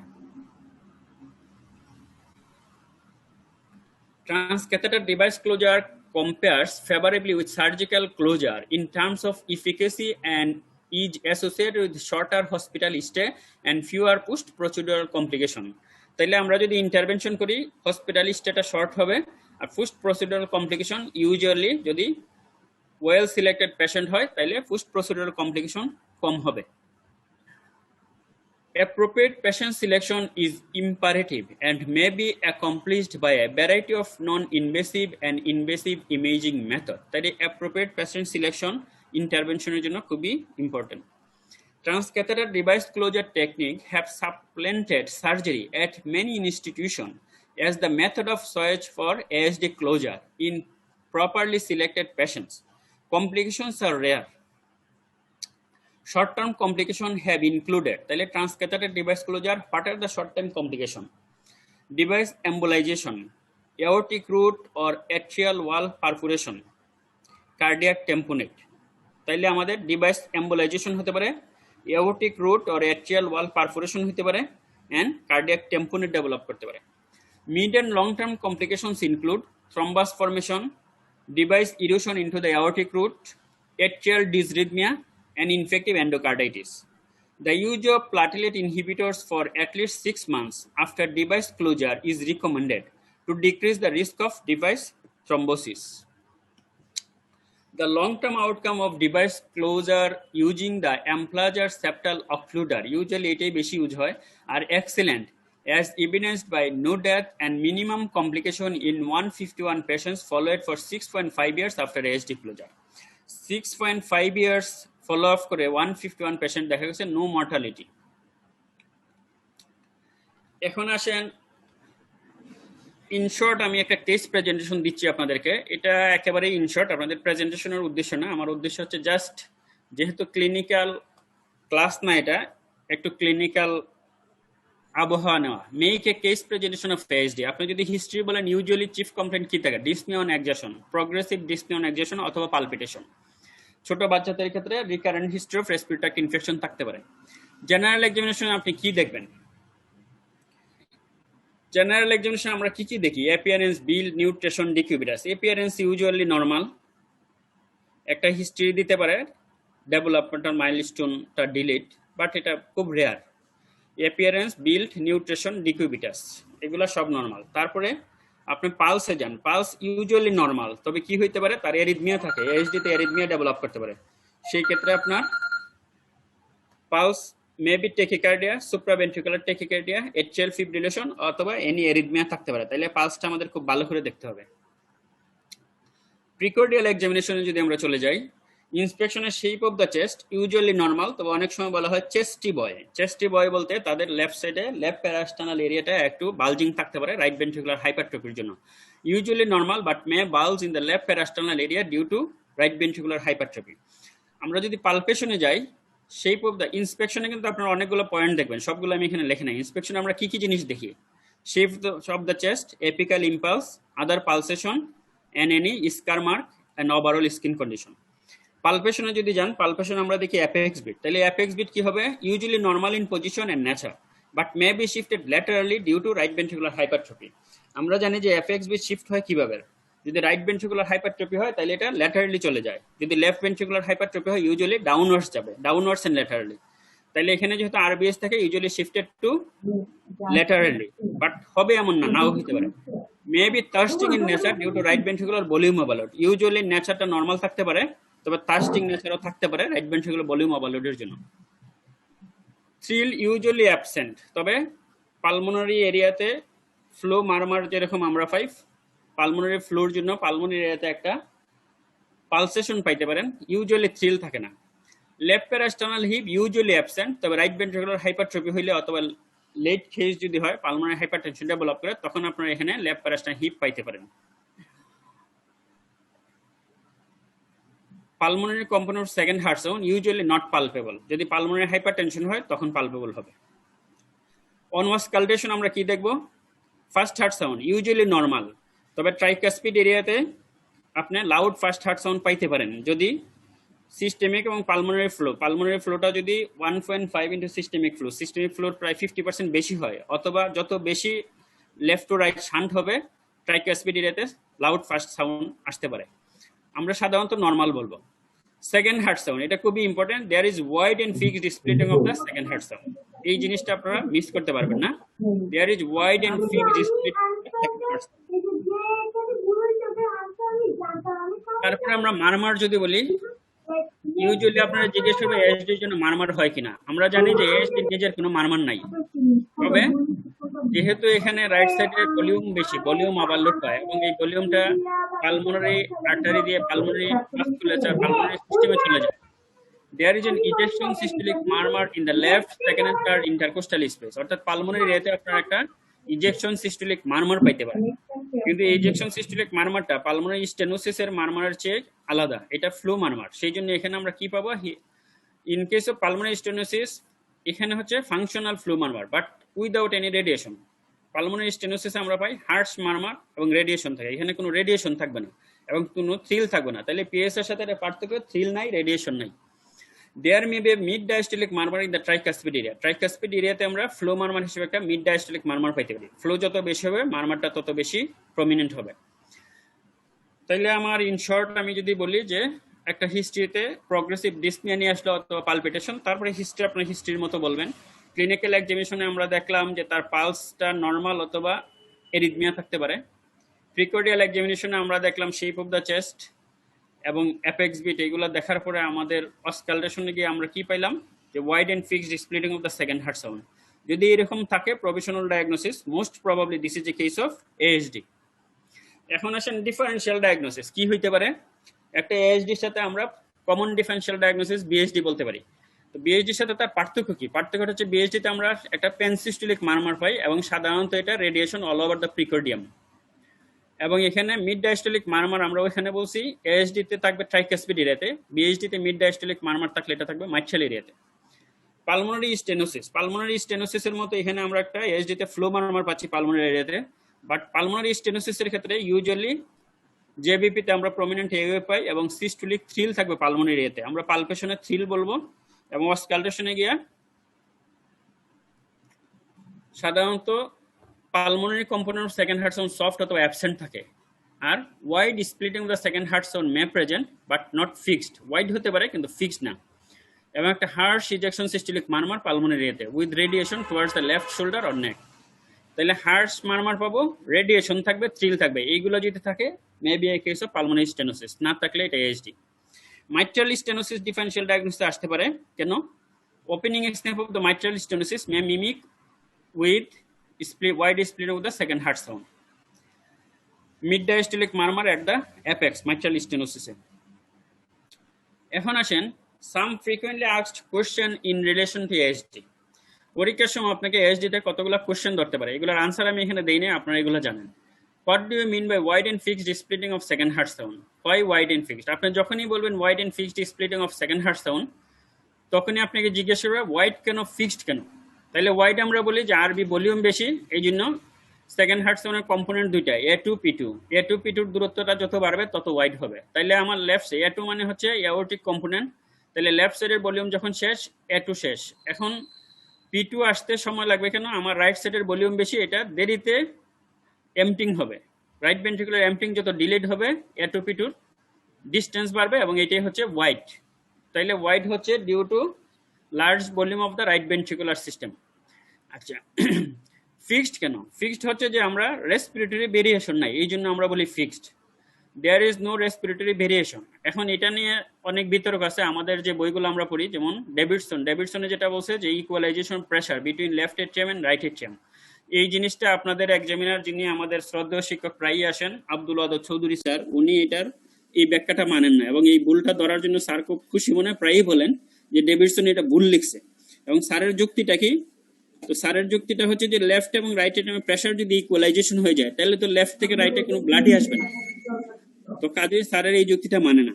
তো স্যারের কথাটা ভালো করে বোঝার জন্য আপনাদের যারা এক্সামিনার, আপনারা স্যারদেরকে প্রশ্ন করবেন এবং স্যারদের থেকে শুনবেন, ওইভাবে বলবেন। তো আমি স্যারের কথা থেকে যেটা বুঝছি সেটা হচ্ছে, আমি যেটা বুঝি যে রেসপিরেটরি ভেরিয়েশনটাকে আমরা যখন ইন্সপিরেশন নেই, ইন্ট্রাথোরাসিক প্রেশারটা কমে যায়, তখন রাইট সাইডে ভলিউমটা বেশি হয়। কাজেই আমার ইন্সপিরেশনের সময় রাইট সাইডে ফিলিংটা বেশি হয়। যেহেতু ফিলিং বেশি হয়, রাইট সাইডে ভলিউম বাড়ে তুলনাভাবে লেফট সাইডের চেয়ে, এই জন্য নর্মাল স্প্লিটিংটা হয় ইন্সপিরেশনের কারণে। কিন্তু ইন কেস অফ এএসডি আমরা যখন ইন্সপিরেশন নেই, ভলিউম বাড়বে, কিন্তু এখানে তো একই সাথে লেফট থেকে রাইটে ব্লাড আসবে। ব্লাড আসার জন্য ইন্সপিরেশন এক্সপিরেশনে রাইট মানে রাইট সাইডে রাইট এট্রিয়াম রাইট ভেন্ট্রিকুলার এখানে প্রেসার এবং ভলিউমে তেমন কোনো চেঞ্জ আসবে না। যেহেতু চেঞ্জ আসবে না, এই জন্য এটা রেসপিরেটরি ভেরিয়েশন থাকে না, এই জন্য ওয়াইড এন্ড ফিক্সড হয়ে যায়। তো এটা আমাদের স্যার আছেন, আমরা শেষের দিকে কোশ্চেন আনসারে স্যারের থেকে আরেকটু ভালো করে বুঝে নেব। কিন্তু ওয়াইড এন্ড ফিক্সড স্প্লিটিং কেন, ওয়াইড কেন ফিক্সড না, এটা না বলতে পারলে কিন্তু আপনি এই কেসে ফেল করবেন। Is there any murmur in ASD? জিজ্ঞেস করতে পারে যে এএসডির জন্য কোনো মারমার কিনা। তাহলে আমরা যেটা বলবো যে এএসডি নিজের জন্য কোনো মারমার নাই। ইফ এনি, হোয়াট আর দে? যদি কোনো মারমার থাকে কেন, তাহলে আমরা বলছি দুইটা মারমার। একটা হচ্ছে পালমোনারি এরিয়াতে একটা ফ্লো মারমার থাকে, লাইক পালমোনারি স্টেনোসিসের মারমার। ফাংশনাল পালমোনারি স্টেনোসিসের জন্য একটা ইজেকশন সিস্টোলিক মারমার, কিন্তু এই মারমারটা হার্স না, এবং এখানে কোনো রেডিয়েশন নাই, এবং পালপেশন এখানে কোনো থ্রিল পাওয়া যাবে না। আচ্ছা, আরেকটা হচ্ছে ট্রাইকাসপিড এরিয়াতে একটা মিড ডায়াস্টোলিক মারমার থাকতে পারে। আরো কিছু মারমার থাকতে পারে, সেটা হচ্ছে ইম্পর্টেন্ট অ্যাসোসিয়েশন। এখন এই কেসে যদি আমার মাইট্রাল রিগার্জিটেশন থাকে অথবা মাইট্রাল স্টেনোসিস থাকে, তাহলে মাইট্রাল এরিয়াতে আমরা রেসপেক্টিভ লিশনের মারমার পাইতে পারি। A patients of ASD come to you with features of raised intracranial pressure. What happened? আপনার কাছে একটা ASD এর পেশেন্ট আসলো, কিন্তু আপনি দেখলেন যে তার রেইজড ইন্ট্রাক্রনিয়াল প্রেসারের কতগুলো ফিচার আছে। রেইজড ইন্ট্রাক্রনিয়াল প্রেসার 6টা ফিচার আপনারা জানেন, যে কি হয় এখানে হেডেক, ভমিটিং, অল্টারড মেন্টেশন, ব্রেডিকার্ডিয়া, হাইপারটেনশন, আর হচ্ছে পেপিলিডিমা। তাইলে এখন যদি আপনার কাছে এই ফিচার্স অফ রেইজড ইন্ট্রাক্রনিয়াল প্রেসার নিয়ে আসে, তাইলে আপনি কি চিন্তা করবেন? তাইলে এখানে কি হইতে পারে? আমার ইউজুয়ালি ব্রেইন অ্যাবসেস নিয়ে আসতে পারে, অথবা প্যারাডক্সিক্যাল এম্বোলিজম হইয়া ব্রেইন অ্যাবসেস ডেভেলপ করতে পারে। এই কোশ্চেনগুলো আমরা একটু পরে স্যারের কাছ থেকে শুনবো। আইদার এএসডি ক্লোজড স্পন্টিনিয়াসলি, এএসডি নিজে নিজে ক্লোজ হয় কিনা? ইউজুয়ালি বিএসডির মতো এএসডি নিজে নিজে ক্লোজ হয় না। সে ওয়ান পিকুলারিটি অফ এএসডি, এখানে একটা পিকুলারিটি জিজ্ঞেস করে কি হইতে পারে। এখানে একটা কনজেন্টাল লিশন এএসডি, তার সাথে acquired lesion, acquired rheumatic mitral stenosis থাকতে পারে। তাহলে এটা একটা পিকুলারিটি of ASD. What are the haemodynamic consequence of ASD? Haemodynamic consequence গুলো কি? এগুলো আপনাদের শর্ট কোশ্চেন দিতে পারে, লং কেস যদি পড়ে তখন জিজ্ঞেস করতে পারে। তো কাজে হিমোডাইনামিক কনসিকুয়েন্স আমরা অলরেডি পড়ে আসছি, যে লেফট সাইড থেকে রাইট সাইডে লেফট টু রাইট শান্ট হবে, রাইট সাইডের ভলিউম বাড়বে, ভলিউম ওভারলোড হবে, এবং রাইট সাইডে right ventricular right atrial enlargement হবে, পালমোনারি আর্টারি ডাইলেটেড হবে। তো এইগুলো হচ্ছে হিমোডাইনামিক কনসিকুয়েন্স।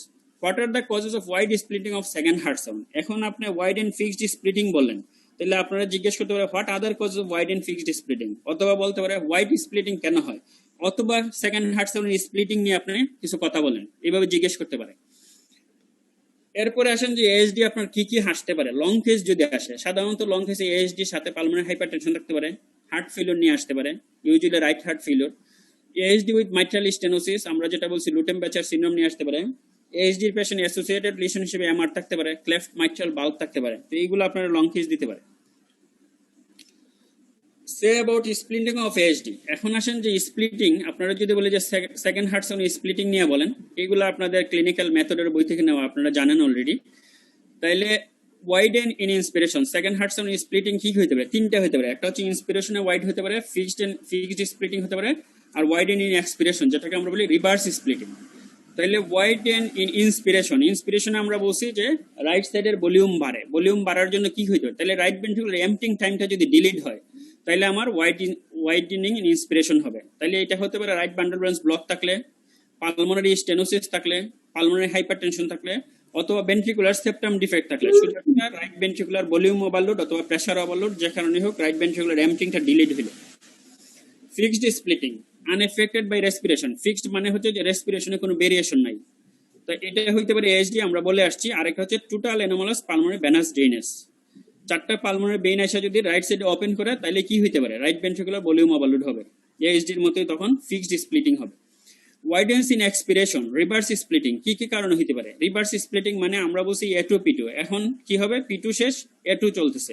তাইলে আমার লেফট সাইডে এম্পটিং টাইমটা যদি বেশি সময় লাগে, তাহলে এটা হতে পারে aortic stenosis, hypertrophic cardiomyopathy, left bundle branch block, ventricular pacing, অর্থাৎ লেফট সাইডে এম্পটিং টাইম যদি বেশি হয়। এখানে আমি একটা জিনিস বলে নিচ্ছি যে আমি আপনাদেরকে এএসডি বলতেছি, পরীক্ষার হলে আপনারা এএসডি বলবেন না, এট্রিয়াল সেপ্টাল ডিফেক্ট বলবেন, আপনারা এই অ্যাব্রিভিয়েশন বলবেন না। What are the causes of ejection systolic murmur? যেহেতু আপনি পালমোনারি এরিয়াতে একটা ইজেকশন সিস্টোলিক মারমার বলতেছেন, আপনারা জিজ্ঞেস করতে পারে ক্লিনিক্যাল কেস হিসেবে যে ইজেকশন সিস্টোলিক মারমারের আর কি কারণ থাকতে পারে। তাহলে increase flow through normal valve. কয়েকটা কারণে আমাদের মারমারের ডেফিনেশন যদি আমরা জানি যে মারমার হচ্ছে যে নরমাল ভালভ দিয়ে অ্যাবনর্মাল ফ্লো অথবা অ্যাবনর্মাল ভালভ দিয়ে normal flow, normal flow through abnormal valve অথবা abnormal flow through normal valve. In short যদি আমরা এটা বলি, তাহলে increase flow normal valve, normal valve যদি ইনক্রিজ ফ্লো হয়, নরমাল অথবা reduced flow through stenotic valve. একটা স্টেনোটিক ভালভ দিয়ে যদি রিডিউসড বা নরমাল ফ্লো হয়, আর হচ্ছে সাব ভালভুলার অবস্ট্রাকশন থাকলে, তাহলে আমাদের সিস্টোলিক মারমার, ইজেকশন সিস্টোলিক মারমারে এই কারণগুলো হইতে পারে। Increase flow through normal valve, এটা কিসে হয়? হাইপারডাইনামিক সার্কুলেশন যদি হয়, যেমন সিভিয়ার এনিমিয়া, ফিভার। অ্যাথলেটদের ক্ষেত্রে কি হয়? ব্রেডিকার্ডিয়া থাকে, তাইলে লার্জ স্ট্রোক ভলিউম, প্রেগন্যান্সি, তারপরে থাইরোটক্সিকোসিসও বলতে পারেন। এবং এএসডি পালমোনারি ফ্লো মারমার হয়। Other causes of flow murmur, increase stroke volume, যেমন ইয়ার হইতে পারে। নরমাল অথবা reduced flow through stenotic valve, stenotic ভালভে রিডিউসড ফ্লো, তখন আমরা ইজেকশন সিস্টোলিক মারমার পাইতে পারি, যেমন এওরটিক স্টেনোসিস এবং পালমোনারি স্টেনোসিসের ক্ষেত্রে। সাবভালভুলার অবস্ট্রাকশন, যেটা এইচসিএম, হাইপারট্রপিক অবস্ট্রাকটিভ কার্ডিওমায়োপ্যাথি। এখন আর অবস্ট্রাকটিভ বলে না, হাইপারট্রপিক কার্ডিওমায়োপ্যাথি। যেহেতু সাবভালভুলার অবস্ট্রাকশন বলছে, এই জন্য বইয়ের যেখান থেকে নিয়েছি ম্যাকলিওড, ওখানে এটা এইচওসিএম হিসেবে আছে। এবার আসেন ASD types with common association. তাইলে আমরা যদি বলি এএসডি টাইপস গুলো কি কি আছে? Ostium secundum, most of the cases 75%। এখানে কমন অ্যাসোসিয়েশন হচ্ছে মাইট্রাল ভালভ প্রলাপস এবং mitral regurgitation. Ostium primum around 15%। এটাতে কমন অ্যাসোসিয়েশন ক্লেফট এএমএল, এটা স্পটিং এ প্রায় দেয়। Sinus venosus type usually 5%। এখানে থাকতে পারে total anomalous pulmonary venous drainage অথবা partial anomalous pulmonary venous drainage.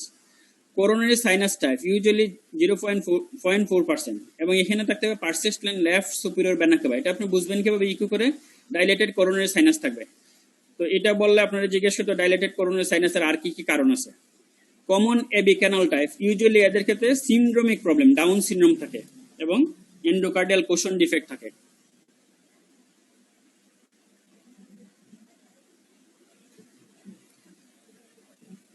Thank you. এখন আপনাদের কিছু কোশ্চেন থাকলে, আমাদের স্যার যেহেতু আছেন, আমি স্যারের রিকোয়েস্ট করবো যে আপনারা কোশ্চেন করেন এবং স্যারে এগুলোর আনসার দিয়ে। স্যার আমার একটা কোশ্চেন ছিল স্যার, শওকত বলছিলাম স্যার। হ্যাঁ স্যার আমরা এসডি ডিডি হিসেবে যে স্যার বিএসডি রাখলাম স্যার, এটা নিয়ে স্যার মানে এটা ফেভার স্যার কি ফেভারে কি কোনো পয়েন্ট আছে স্যার? মানে আমরা এসডি ডিডি কেন বিএসডি রাখলাম স্যার? হ্যাঁ ঠিক আছে, ফেভারের পয়েন্ট কি আমি দিছি আপনাকে। হ্যাঁ, এসডি যেটা হয় যে এসডি তে আমার রাইট সাইডের ভলিউম ওভারলোড হচ্ছে, হ্যাঁ বিএসডি তেও কিন্তু রাইট সাইডের ভলিউম ওভারলোড হবে। এবং রাইট সাইডের ভলিউমটা যাবে পালমোনারি ভালভ দিয়ে, মানে পালমোনারি আর্টারি দিয়ে। এই জন্য ফ্লো মারমার, যেটা পালমোনারি স্টেনোসিসের মতো একটা ফ্লো মারমার আপনি এইচডিতে পাবেন, সেটা বিএইচডিতেও পাইতে পারেন। তো এইগুলা কোশ্চেন গুলো আমি যেটা বলি যে যারা আপনাদের এক্সামিনার, ওনাদের কাছ থেকে আনসার গুলো জি স্যার। শুনলে বেটার। এই জন্য জি স্যার। স্টুডেন্টদের কোশ্চেন গুলো আমি স্যারকে এই কোশ্চেনটা রেফার করে দিচ্ছি, স্যার যদি বলেন তাইলে আমার মনে হয় আপনাদের সুবিধা হবে। না, বিএসডি রাখা যাবে। বিএসডি এইচডির আপনি ডিফারেন্সিয়াল ডায়াগনোসিস মানে রাখতে গেলে আপনি কতগুলো জিনিসের সাথে রাখবেন। একটা হইতেছে এইচডি তে একটা ইজেকশন সিস্টোলিক মারমার পাওয়া যায়, কিন্তু এই বিএসডি তে পাওয়া যায় মানে সিএস কিন্তু দেখাইছে যে একটা প্যান সিস্টোলিক মারমার পাওয়া যায় লেফট লোয়ার বর্ডারে, একদম হুবহু ইজেকশন সিস্টোলিক মারমার হিসাবে পাওয়া যায় না। কিন্তু যদি আপনার এইচডি লার্জ এইচডি হয়, তাহলে কি হয়, ওই যে ট্রাইকাস্পিড ভালভের ওখান থেকে যে ফ্লো থাকে, সেই ফ্লোতে কিন্তু একটা মিড ডায়াস্টোলিক একটা মারমার হয়। তো একটা ইজেকশন সিস্টোলিক মারমার প্লাস একটা মিড ডায়াস্টোলিক মারমার, এই দুইটা এইচডি তে হয়। এই দুইটা হিসাব করে আপনি একটা ডিডি মানে মাইট্রাল স্টোনোসিসে যাবে, আর একটা ডিডি এইখানে আসবে। তো ডিফারেন্সিয়েট করার সময় বলবেন যে স্যার এটা মানে মানে সিস্টোলিক মারমার দিয়ে আমরা ডিডি হিসেবে রাখছি, কিন্তু এইচডি তে ইজেকশন সিস্টোলিক মারমার, আর বিএসডি তে স্যার এটা প্যান সিস্টোলিক মারমার। সিস্টোলিক মারমার। হ্যাঁ, লোকেশনও স্যার যদি খুব মেটিকুলাসলি দেখা যায় যে এটা আপার লেফট সেকেন্ড ইন্টারকোস্টাল স্পেসে থাকবে হলো এইচডির ক্ষেত্রে, এবং লেফট লোয়ার এক্সটার্নাল বর্ডারে থাকবে বিএসডির ক্ষেত্রে। এরপরে যে second ultrasound wide and fixed splitting, সেটা শুধুমাত্র এইচডি তেই পাওয়া যাবে। ভেন্টিকুলার সেপ্টাল ডিফেক্টে ওয়াইড হতে পারে, কিন্তু কখনোই এটা ফিক্সড হবে না। আর হলো হয় না, এই যে মানে লাউড হইতে পারে পালমোনারি হাইপারটেনশন থাকলে, এবং ন্যারো স্প্লিটিং হইতে পারে, কোন কোন ক্ষেত্রে রিভার্স স্প্লিটিং পর্যন্ত হইতে পারে। সুন্দরভাবে দেখাইছে। এখন ওই যে ইসের কথাটা নিয়ে যেটা মানে প্রশ্ন আসে, অদ্ভুত এটা মানে না, যেটা ডেভিডসনের লেখা আছে, যেহেতু রাইট এবং লেফট সাইডের প্রেশার একটু, এইটাই ক্ষেত্রে ঠিক আছে, ওয়াইডের ক্ষেত্রে ঠিক আছে, রাইট সাইডের ভলিউম বাড়ে, কারণ রাইট সাইডের একটা ভেনাস মানে ইসের মতো মানে ভেইনের মতো ডাইলেট হতে পারে অনেক বেশি, এবং একই অবস্থায় লেফট ভেন্ট্রিকেল যতটা ব্লাড ঢুকতে পারে, তার চেয়ে রাইট ভেন্ট্রিকেল রাইট এট্রিয়াম অনেক বেশি প্রপিসিয়াস হয়, অনেক বেশি ব্লাড ঢুকতে পারে। তার জন্য ইজেকশন যখন হয় তখন হলো এটুটা আগে বন্ধ হয়ে যায়, কারণ লেফট ভেন্ট্রিকেলের অত থাকে না, ভলিউম থাকে না, সেজন্য এটা আগে বন্ধ হয়ে যায়। এটাও একটা কারণ। 2 নম্বর কারণ হলো পালমোনারি ভালভটা দেরিতে বন্ধ হয়। এই যে আগে বন্ধ হয় এবং দেরিতে বন্ধ হয়, কারণ কম্পারেটিভলি রিলেটিভ দুই দিক থেকে মানে আছে, একদিকে লেফট ভেন্ট্রিকেলের স্ট্রোক ভলিউম কম, আর একদিকে রাইট ভেন্ট্রিকুলার স্ট্রোক ভলিউম বেশি। একটা আগে বন্ধ হইলে একটা পরে বন্ধ হইলে এর গ্যাপ এমনিই বাড়বে, এই জন্য এটা হোয়াইট হয়। এর সাথে যদি concomitant right bundle branch block থাকে, তাহলে যেটা এইচডি তে খুব কমন অ্যাসোসিয়েশন, সেক্ষেত্রেও কিন্তু এটা মানে দেখা দেয়। এই দুইটার ক্ষেত্রে ওয়াইড এর ক্ষেত্রে হয়। এখন ফিক্সড এর ক্ষেত্রে হয় কি, ফিক্সড যেটা শেষ খুব ভালোভাবে বলছি আপনাদের ক্ষেত্রে, যে ফিক্সড যেটা হয় সেটা হলো রেসপিরেটরি ভেরিয়েশন হয়। আমরা ইনস্পিরেশনের সময় আমরা জানি সবাই ইন্ট্রাথোরাসিক প্রেসার বাড়ে, রাইট সাইডের ভলিউম বাড়ে, এবং যেটা এইচডি তে যেটা করে ওইরকমই একটা ভলিউম বাড়ে, যার জন্য টা পরে বন্ধ হয়, এবং এটা ভেরিয়েশন থাকে, এটা ফিজিওলজিক্যাল ভেরিয়েশন। এবং এক্সপিরেশনে কি করে, এক্সপিরেশনের সময় এই লাংস পুরোটা এক্সকিউজ হয়, ব্লাডটা লেফট ভেন্ট্রিকেলে আসে, এবং লেফট ভেন্ট্রিকেল থেকে ব্লাডটা ইনজেকশন হয়ে চলে যায়। তখন আর ওই মানে ভেরিয়েশন যেটা ডিলে যেটা থাকে, এই ডিলেটা আর ওই এক্সপিরেশনের সময় থাকে না। এই যে ইনস্পিরেশনের সময় ওয়াইড হয় এবং এক্সপিরেশনের সময় এটা ওয়াইড থাকে না, এটা দুইটা কাছাকাছি চলে আসে, পি2 এবং এ2 মানে কাছাকাছি চলে আসে, কারণ এই ক্ষেত্রে রাইট সাইডের অত মানে ভলিউম ওভারলোড থাকে না, সেই জন্য সে দেরিতে বন্ধ হয় না। এই যে দেরিতে বন্ধ হয় না, এই জন্য সে একটু কাছাকাছি চলে আসে। এখন এই যে রেসপিরেটরি ভেরিয়েশন, এই ভেরিয়েশনটা লস্ট হয় তোমার হলো ইসে একটিয়াল সেপ্টাল ডিফেক্টে। ডেভিডসনে লেখা আছে equalization of the pressure between left and right atrium. আর ডাক্তার মধু চৌধুরী বলে যে লেফট অ্যান্ড রাইট এটিএম যদি ইকুয়ালি হয় তাহলে তো আর ব্লাড যাবে না, মানে লেফট সাইড থেকে রাইট সাইডে আর ব্লাড যাবে না, তাহলে আর ব্লাড যাবে মানে কেন? প্রেসার ইকুয়ালাইজেশন হয়ে গেল। সেই ক্ষেত্রে তো আমার তখন রাইট টু লেফট শান্ট হওয়ার কথা, প্রেসার ওদিক থেকে বাড়লে বা বড় হলে। এখন এইখানে যেটা আছে সেটা হলো এই প্রেসার ইকুয়ালাইজেশনের জন্য এবং দুই দিকের ভলিউম মানে ইসের জন্য, দুই দিকের রেসপিরেটরি ভেরিয়েশনের জন্য যে এক সময় লেফট সাইডের যে ব্লাডটা বেশি যাইতেছিল এবং রাইট সাইডের যেটা রাইট সাইডের যেটা মানে ডিলে হইতেছিল এবং ইনস্পিরেশনের সময় এই বেসিক রেসপিরেশনটা চেঞ্জ হয়। চেঞ্জ হয়ে এটা ফিক্সড হয়ে যায় যে একই রকম থাকে। ওই যে ইনস্পিরেশনের সময় এক্সট্রা আর কোনো হয় না। সরি, আপনারা শুনতে পান? Yes, sir. জি স্যার, শুনতে পাচ্ছি। এই আবার হোয়াটসঅ্যাপে কল আসছে, তো মহা মুশকিল, কত ধরলেই মনে হয় কেটে যাবে। ইনস্পিরেশনের সময় যে এক্সট্রা অ্যাডেড যে মানে এইটা আর হইতে পারে না, এক্সট্রা আর পারে না, যার জন্য আর অতিরিক্ত হয় না। ওই যেটুক আছে ওইটুকুর মধ্যেই থাকে, এই জন্য রেসপিরেশনের ইনস্পিরেশন এবং এক্সপিরেশনে একই রকম শোনা যায় এবং অ্যাডেড কোনো মানে বাড়তি হয় না, সেই জন্য হয় ফিক্স থাকে যে একই রকম থাকতেছে। দুই দিকের ভলিউম বলেন মানে প্রেসার ইকুয়ালাইজেশন বলেন সবকিছু মিলে অ্যাডেড কোনো মানে রেসপিরেটরি চেঞ্জ আসে না। আপনি পরীক্ষার সময় আমরা যদি অদূত যদিও মানে আগামী ইচ্ছে থাকবে না, মানে এক্সামিনার নেক্সট এক্সামিনারের হিসাবে অদূতকে আমরা রাখি নাই, অদূত একটু বেশি ব্যস্ত থাকতেছে সেই জন্য। তবে যেহেতু ঝামেলার মধ্যে আর পড়বেন না, তার ব্যাখ্যাটা হইতেছে এইখানে ওই যে প্রেসার ইকুয়াল থাকলে তো আর ফ্লো নাই, তাহলে এটা কেন হবে? সেটা হলো বেসিক রেসপিরেশনের সময় যে অ্যাডেড মানে ভলিউম যোগ হইতো, সেই অ্যাডেড ভলিউমটা আর যোগ হইতে পারে না, এর জন্য যে বেসিক রেসপিরেশনের চেঞ্জ হয় সেটা হইতো না। আপনার মানে উনি ডেভিডসন ভুল বলে এটা বলার চেষ্টা করে বা বলেও সবসময় সব জায়গায় বলে, যেহেতু একটু বেশি ভোকাল, তার উপরে কথা বলাও কঠিন, তার যুক্তিও আছে। আর ডেভিডসনের যুক্তিও মানে একদম আপনি অখণ্ডনীয় মানে যে খন্ডাই দেবেন তা না।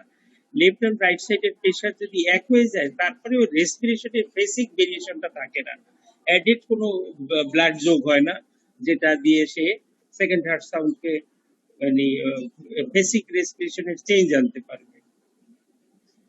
এইটুকু। আর আমিও তো এটা পড়লাম পরীক্ষায় ডেভিডসনের এটা স্যার স্যার আমি বলে ফেলছিলাম স্যার ডেভিডসনের এটা, স্যার খেপে গেছেন একদম।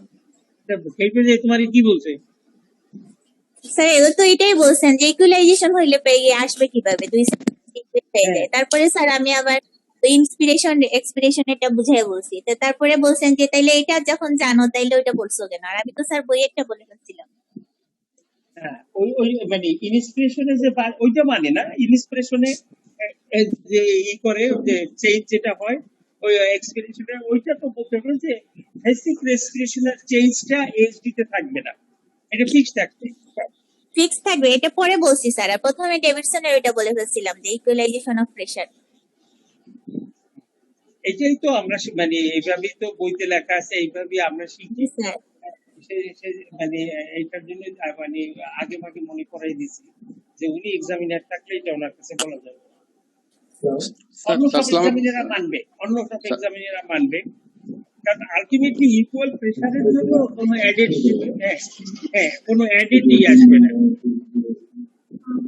স্যার আমি কি একটু বল স্যার আহাদ স্যার বলেন না, এর বলুক আগে শওকত, এই বল শওকত আকবর।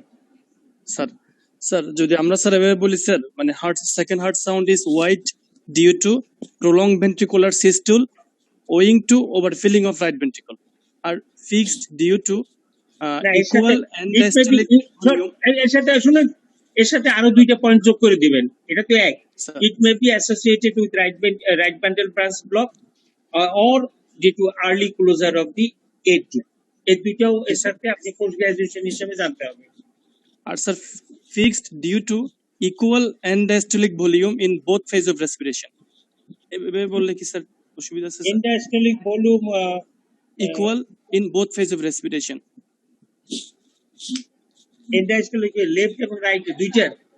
জি স্যার, এটা একটা বইতে পাইছি sir. Equal end diastolic volume in both phase of respiration, this is cause of fixed মানে second heart sound. End diastolic volume মানে দুইটা পারবে এক Fixed. হবে এটা দেখতে হবে আমার, এই এক হবে কেমন করে এটা একটু ব্যাখ্যা তো আসতে হবে, কারণ রাইটের ভলিউমের সাথে লেফটের ভলিউমের মানে হুবহু এক হওয়ার মানে এক হয়ে যে এজন্যই মনে হয় স্যার এটা ফিক্সড হয় আর কি। না, হুবহু এক হবে কেমন করে আর কি, ওদিকে তো ভলিউম বেশি থাকতেই আছে, রাইট সাইডের ভলিউম বেশি থাকতেছে না লেফট সাইডের তুলনায়। আর যদি ইনস্পিরেশন ওই ক্ষেত্রে যেটা হয়, ইনস্পিরেশনে যেটা এক্সট্রা যেটা মানে হয় লোড হয়, যেটা নেগেটিভ প্রেসার হয়, নেগেটিভ প্রেসারটা হতে পারে না। এই জন্যই বলছে যে ইকুয়াল প্রেসার হয়ে যায় জি লেফট স্যার, এবং এক্সট্রা রাইট। লোডটা হয় না। হ্যাঁ হ্যাঁ, এক্সট্রা ইনস্পিরেশনের সময় লোড হয় না, এবং এই এক্সট্রা লোডের জন্য আবার এক্সপিরেশনের সময় আবার লোডটা কমেও না। এই যে এক্সট্রা লোড ইনস্পিরেশনে এবং এক্সপিরেশনে এক্সট্রা মানে লোডটা হয় না, যে এইটার জন্য বেসিক রেসপিরেশনের চেঞ্জ আসে। আগে বুঝতে হবে আমার যে কেন রেসপিরেশনের চেঞ্জ হয়। এই রেসপিরেশনের যে চেঞ্জটা হয়, সেই রেসপিরেটরি চেঞ্জটা আমার এট্রিয়াল সেপ্টাল ডিফেক্টের সময় থাকে না।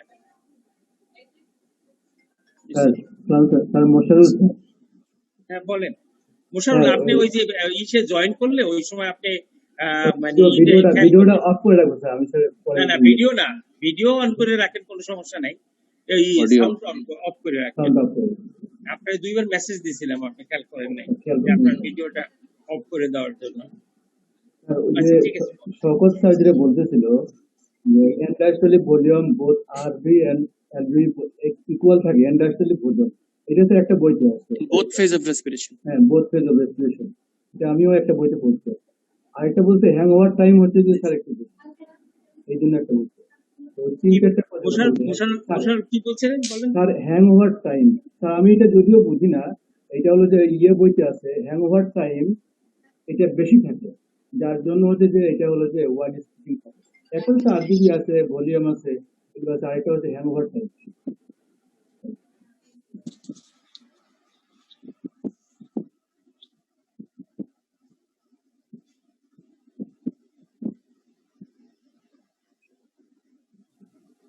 আপনার আছেন না কেটে গেছে? স্যার আছে স্যার, স্যার আছে স্যার, স্যার বোধহয় নাই। আসি সবাই। স্যার আমার কোয়েশ্চনটা বলি স্যার। হ্যাঁ বলেন। স্যার ওই যে in case of ASD sir, apex বিটের যে নেচার স্যার, আমরা টাস্টিং বলছেন স্যার, টাস্টিং ওটা কখন স্যার টাস্টিং বলবো স্যার? যদি এপেক্সটা ডিসপ্লেস না থাকে তাহলে কি টাস্টিং বলা যাবে স্যার? আপনাদের হিবিং আর ফাস্টিং, হ্যাঁ এইগুলো নিয়ে একটু ঝামেলা আছে। ফাস্টিং আর হিবিং ইউজুয়ালি আমরা যেটা বলি, হিবিংটা হচ্ছে যদি প্রেসার ওভারলোড হয়, হ্যাঁ অর্থাৎ হিবিংটা কি, হিবিংটা হচ্ছে যে আমার মনে হচ্ছে যে এটা স্থায়ীভাবে আমার হাতে লেগে আছে, এখানে তো আসলে উইদিন সেকেন্ডের মানে সেকেন্ডেরও একটা পার্সিয়াল টাইমে হয়, কিন্তু তারপরেও ফাস্টিং হচ্ছে যে আসতো আর খেলে বদলিও ওভারলোড যেগুলো লিসন, এগুলোতে আমরা বলবো ফাস্টিং।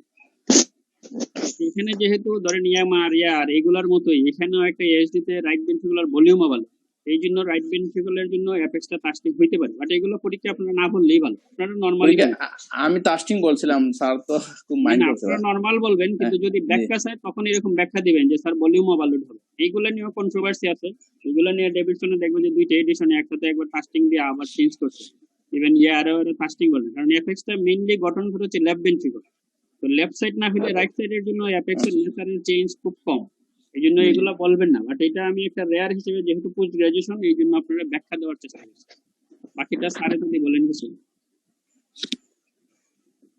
এইচডি তে অ্যাপেক্স তো মোটামুটি ভাবে এই নরমাল প্লেসই থাকবে, খুব ঠিক স্পেসই থাকবে, নরমাল অবস্থায় থাকবে, এবং এটা একটা ভলিউম ওভারলোডের এভিডেন্স। সেই ভলিউম ওভারলোডের যে এভিডেন্স হিসাবে দেখেন বইতে যে সমস্ত বর্ণনা করা থাকে, হ্যাঁ সে সমস্ত বর্ণনা কিন্তু টিপিক্যাল বর্ণনা করা থাকে একটা কেসের জন্য। এই বর্ণনাটা আপনি আপনার মানে ডিজিজে আপনি পাইতে পারেন, নাও পাইতে পারেন।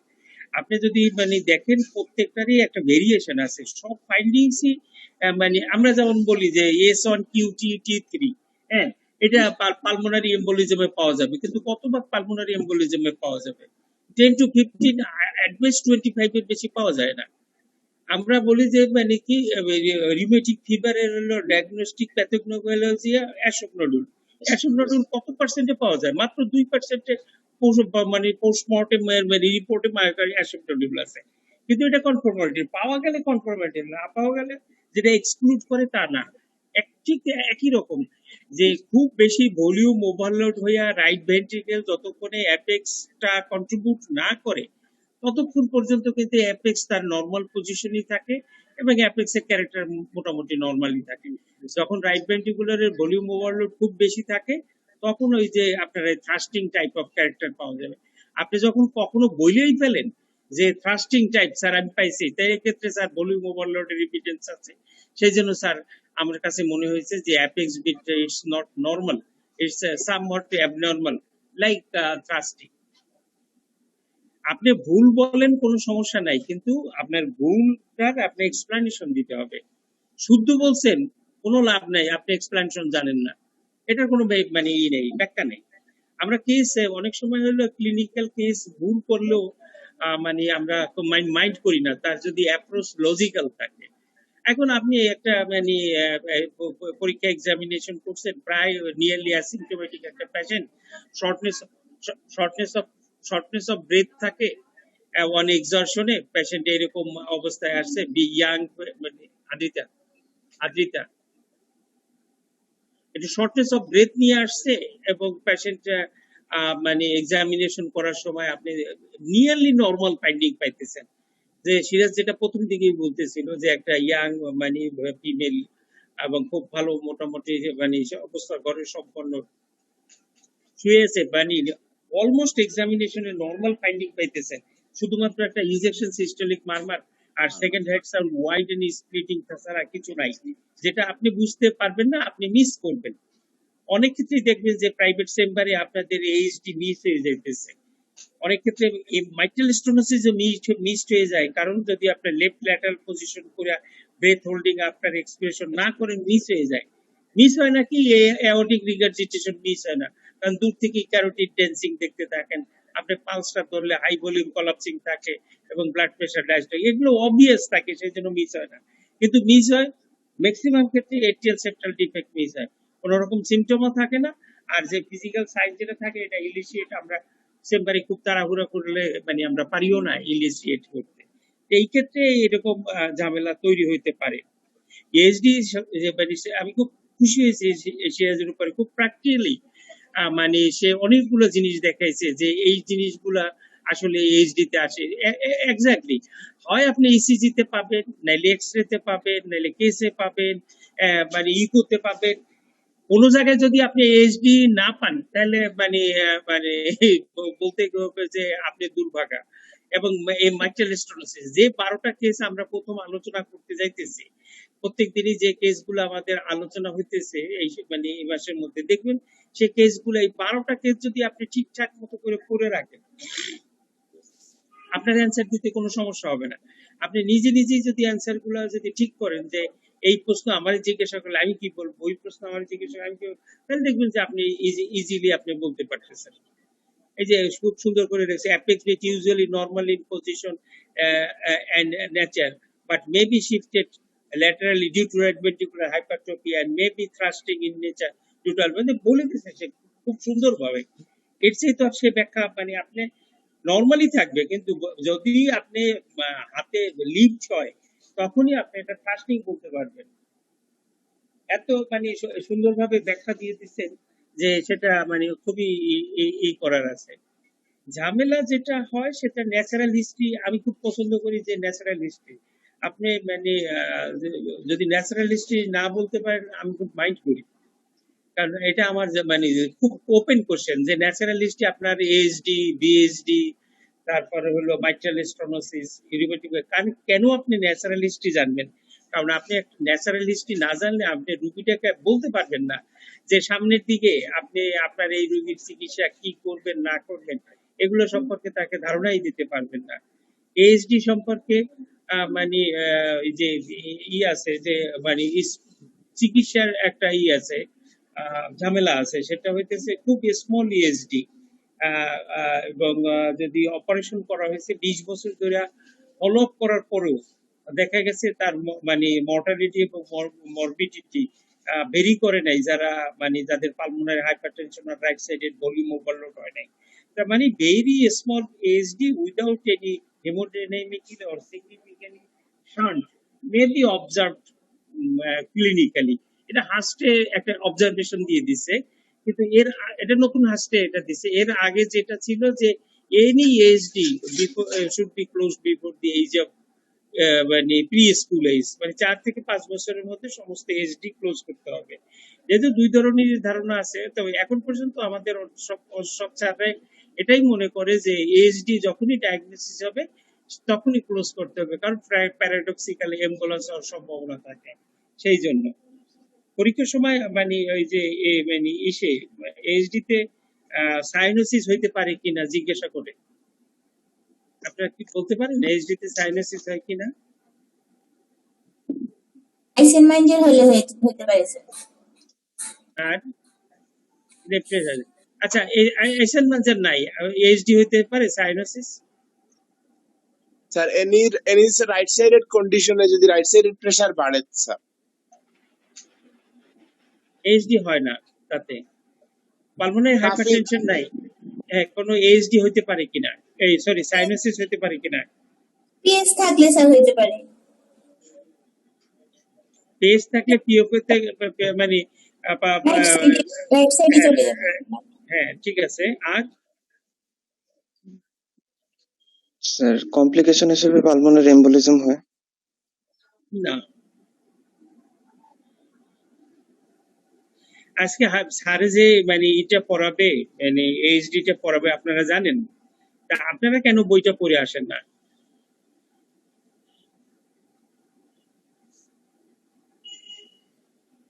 বলেন। স্যার যতটা স্টাডি করছে তার মানে 10 ভাগের 1 ভাগও তো আপনারা পড়েন নাই।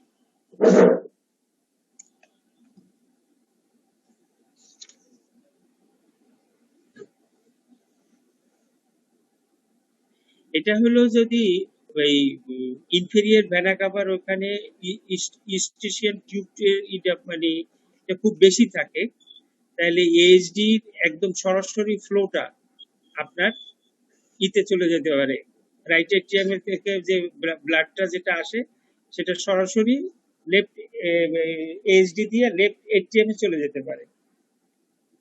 ব্রোনাল্ডে লেখা আছে, ব্রোনাল্ড থেকে লেখা আছে, এটা পড়েন, ফার্স্ট পড়বেন ব্রোনাল্ড পড়বেন, দুইটাই পড়বেন আপনাদের জন্য, দুইটাই পড়বেন। ব্রোনাল্ড একটু সংক্ষেপে লেখা আছে, আগে হাস্ট করে নেবেন, হাস্ট করার পর ব্রোনাল্ড পড়বেন, যেই জায়গাটুক ভালো লিখছে সেই জায়গাটুক পড়বেন, যেই জায়গাটুক ভালো আছে দাগ দিয়ে রাখবেন যে এই জায়গাটুক আমি এখান থেকে পড়বো। আর খুব সুন্দরভাবে মানে ই দিছে, এইটা হিসাব করে যদি আপনি মানে পড়ে ফেলেন। আমরা মানে স্টুডেন্ট থাকাকালীন অবস্থায় এই 12টা কেস আমরা নোট করে ফেলছিলাম একদম, মানে হাঁস থেকে তুইলা মানে ওই যে ডেফিনেশন, ইটিওলজি, সিমটম, সাইন, এরপর ইনভেস্টিগেশন, এগুলা সব একদম খাতায় লিখে মুখস্থ করে ফেলছিলাম। কমপ্লিকেশন এবং ট্রিটমেন্ট অফ কমপ্লিকেশন কি আসতে পারে, কি কোশ্চেন জিজ্ঞাসা করে, এই সবগুলো একসাথে মানে এইচডি লিখলে হয়তো 30টা কোশ্চেন এইচডি থেকে একসাথে মুখস্থ করে ফেলছি, যার জন্য কোশ্চেন গুলো কমনলি যে সমস্ত কোশ্চেন গুলো আসে সেইগুলো। আর আমি পরীক্ষার সময় আপনার এইচডি জিজ্ঞাসা করলে, আপনার ডিফারেন্সিয়াল ডায়াগনোসিস জিজ্ঞাসা করলাম, যে আপনি বললেন যে স্যার একটা ভেন্ট্রিকুলার সেপ্টাল ডিফেক্ট, আরটা হলো মানে মাইট্রাল স্টেনোসিস, আরেকটা ডিফেক্ট কি দিয়েছেন, পালমোনারি স্টেনোসিস দিয়েছেন। হ্যাঁ, এই তিনটা মানে আপনি ডায়াগনোসিস দিয়েছেন, ঠিক আছে, আমি আর কিছু বললাম। আমি তখনই প্রশ্ন করবো যে why it is not PS. এই প্রশ্নটা করলে আমি একাধিকবার বলি, আপনারা পার্থক্য শুরু করে দেন। স্যার পিএস হইলে এখানে pulmonary second heart sound soft থাকবে, অথবা স্যার একটা ইজেকশন সিস্টোলিক মারমার থাকবে, এইচডি হইলে স্যার এখানেও ইজেকশন সিস্টেমিক মারমার হবে এবং এক্ষেত্রে সেকেন্ড হার্টসন হোয়াইট এন্ড ভিজমেন্ট। আমি তো আপনার কাছে পার্থক্য জানতে চাইনি, আমি জানতে চাইছি why it is not PS. আপনার তখন বলতে হবে যে specific finding of PS is absent here. Yes অবি কামাল এটা কেন না, এইটা শওকত আকবর কেন না? কারণ শওকত আকবরের স্যার যে টিপিক্যাল ফিচার এটার মধ্যে নাই, এইটার জন্য এটা শওকত আকবর না। ছবিটা দেখায় শওকত আকবরের মতো, কিন্তু এটা শওকত আকবর না। শওকত আকবর দাড়ি রাখে না, শওকত আকবরের স্যার মোজ রাখে না। হ্যাঁ, সেই জন্য এই যে লোকটা শওকত, এই লোকের দাড়ি আর মোজ আছে তার তো বলার দরকার নাই। এই জন্য স্পেসিফিক ফাইন্ডিং যেটা আছে সেটা অ্যাবসেন্ট বলবেন, এটা প্র্যাকটিস করে রাখবেন আগেই। আর why it is not ASD বললে আপনি তখন এটা বলবেন যে absence of white and thick stick splitting of second heart will indicate that it's not a case of ASD. খুব ভালো বলছেন। আর কোশ্চেন থাকলে করেন সিরাজ, যদি কিছু জানতে চান। শোনেন, সিরাজ কিন্তু খুবই মেধাবী, আমাদের অনেক অ্যাসিস্ট্যান্ট প্রফেসরদের মধ্যে একজন মেধাবী অ্যাসিস্ট্যান্ট প্রফেসর। সে কিন্তু ডিএমসির স্টুডেন্ট। আপনি ডিএমসির কোনো স্টুডেন্টে কিন্তু আপনি হেলাফেলা করতে পারবেন না। আপনি জীবনে ডিএমসি তে চান্স পান নাই, আমি ডিএমসি তে চান্স পাই নাই, কিন্তু ডিএমসি তে যারা চান্স পাইছে তারা অবশ্যই অনেক অনেক মেধাবী সিলেট মেডিকেলের স্টুডেন্টও স্যার, সিলেট মেডিকেল স্যার। সেটা কিছু যায় আসে না, কারণ মর্নিং শোজ ডিজে আপনি ঢাকা মেডিকেলে পড়ে আসছেন। হ্যাঁ, ঢাকা মেডিকেল পড়ে আসছেন, মিটফোর্ডে যারা পড়ে আসছেন, আর বাংলাদেশের মধ্যে এই দুইটাই তখনকার সময় মানে টপ গ্রেডে ছিল। যারা ঢাকা মেডিকেলে চান্স না পাইতো তারা মিটফোর্ডে পাইতো, মিটফোর্ডের পরে বাকিগুলো অন্যরকম চান্স দেওয়া ছিল, সেটা আলাদা জিনিস। কাজেই প্রত্যেক মেধাবী স্যারকে মানে মূল্যায়ন করতে হবে, এবং তাদের স্বাক্ষর দেখবেন যে তারা সব জায়গায় রাখে, যে এই যে দেখেন ক্লাসটার ভিতরে একটা ডেফিনিট একটা মানে বিশেষত্ব আছে, অন্য সব মানে ক্লাসের চেয়ে ওই না। আমি খুব প্লিজড হয়েছি যে সে খুব প্র্যাকটিক্যালি করে দিছে, ক্লাসটা আপনাদের ধরাই দিছে। এরপরে আপনারা নিজেরা একটু গ্রুপ গ্রুপ করে পড়েন, আপনারা মানে পড়ার তো কোনো বিকল্প নাই। এখন অনেক ক্লাস হইতেছে, তারপর এরপরও আমরা অনেক কিছু জানি না, তারপরও থাকতেছে। স্যার আমার একটা কোশ্চেন ছিল স্যার। স্যারের কাছে sir middle age man, age about 50, ওনার যদি পালমারি সিভিয়ার পালমারি হাইপারটেনশন থাকে প্লাস এএসডি থাকে, হ্যাঁ ডায়াগনোস লেটলি হইলো স্যার, এই ক্ষেত্রে স্যার এখন করণীয় কি? মেডিকেল ম্যানেজমেন্ট এই ক্ষেত্রে তোমার মানে সিভিয়ার পালমোনারি হাইপারটেনশন যদি না মানে 5 উইকস এর বেশি যায়, তখন আর অপারেশন করা হয় না, কারণ তখন এইচডি ক্লোজার করলে রাইট হার্ট ফেল করে, এবং সেই ক্ষেত্রে রোগী অপারেশন টেবিলেই মরে যায়। এই জন্য ওই যে শান্ট যেটা থাকে, সেই শান্টটা তার মানে লাইফ সেভিং থাকে, ইকুয়ালাইজেশন করে প্রেশার রাইট অ্যান্ড লেফট কোনো রকম মানে সাইনোসিস করে রোগী বাঁচতে থাকে। এই জন্য পালমোনারি হাইপারটেনশন মানে ডেভেলপ করার আগেই, কারণ লং স্ট্যান্ডিং পালমোনারি হাইপারটেনশন থাকলে ইরিভার্সিবল চেঞ্জ চলে আসে পালমোনারি আর্টারিতে এটা হলো যে আর্টারিওলার ডাইলেটেশন হয়, ইন্টারনাল ইলাস্টিক লেমিডিয়া যেটা আছে সেটা হাইপারট্রফি হয়, এবং হলো যে ইন্টারস্টিশিয়াল স্পেসে তোমার ফাইব্রোসিস ডিপোজিট হয়। এই যে ফাইব্রোসিস ডিপোজিশন হয়, এখানে ইন্টারনাল ইলাস্টিক লেমিডিয়া চেঞ্জ আসে, আলটিমেটলি এটা ডাইলেটেশন হয়, টক্সিসিটি হয়, এবং পার্মানেন্টলি ড্যামেজ হয়ে যায়, এবং এই ভেইনগুলো অবলিটারেশন হয়ে এখানে যে পালমোনারি হাইপারটেনশন রেজিস্ট্যান্স বাড়ে, এটা হলো ইরিভার্সিবল রেজিস্ট্যান্স বাড়তে থাকে। এই অবস্থায় তুমি যদি অপারেশন করো সেক্ষেত্রে রোগীর ক্ষতি হবে। এই জন্যই বলে যে সমস্ত congenital heart disease pre school এজে বন্ধ করে দিতে হয়, এক্সেপ্ট বিএইচডি। স্মল বিএইচডি রে তুমি ফলো আপ করতে পারো আপ টু 10 ইয়ার্স পর্যন্ত, কারণ হলো এএসডি স্পন্টেনিয়াস ক্লোজার নাই, কিন্তু বিএইচডি স্পন্টেনিয়াস ক্লোজার আছে। 25% বিএইচডি স্পন্টেনিয়াসলি ক্লোজ করে 18 মাসে, 50% বিএইচডি ক্লোজ করে হলো মানে 4 বছরে, এবং 75% বিএইচডি ক্লোজ করে হলো 10 বছরে। এই যে লাইন, তিনটা লাইন, এই তিনটা লাইন তোমার মুখস্থ থাকা লাগবে, কারণ হচ্ছে তোমার রোগীর বাচ্চা মাকে বাবাকে বুঝাতে হবে যে আপনার ছোট বিএইচডি আছে, আপনি এটা ওয়েট করতে পারেন, কিন্তু লার্জ বিএইচডি আছে, পালমোনারি হাইপারটেনশন আছে, ওয়েট করার সুযোগ নাই। এইচডি যে কোনো এইচডি থাকুক না কেন সাইজে, এটা পালমোনারি হাইপারটেনশন, পরবর্তী কমপ্লিকেশন এবং প্যারাডক্সিক্যাল এম্বোলিজম হইতে পারে। অতএব it should be closed either intervention or by surgery. Sir যে লার্জ বিএসডি বলছেন, এটা লার্জ মানে ডায়ামিটার কোনো ইয়ে আছে স্যার? 10 মিলিমিটার বা তার উপরে সাধারণত যে এএইচডি থাকে সেগুলো লার্জ বলা হয়।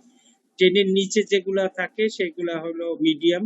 5 এর নিচে বা মানে 1 থেকে 2 যেগুলো আছে এগুলো হলো স্মল মানে বিএইচডি। 1 মিলিমিটার বা তার নিচে যে বিএইচডি আর পিএফও, এটা পরীক্ষার সময় পিএফও আর বিএইচডি এর পার্থক্য বলে, জিজ্ঞাসা করে যে পিএফও আর বিএইচডি এর মধ্যে পার্থক্য কি। পিএফও এর মধ্যে হলো প্রেসার গ্রেডিয়েন্ট থাকে না দুই দিকে রাইট, কিন্তু এইচডি তে প্রেসার গ্রেডিয়েন্ট থাকবে।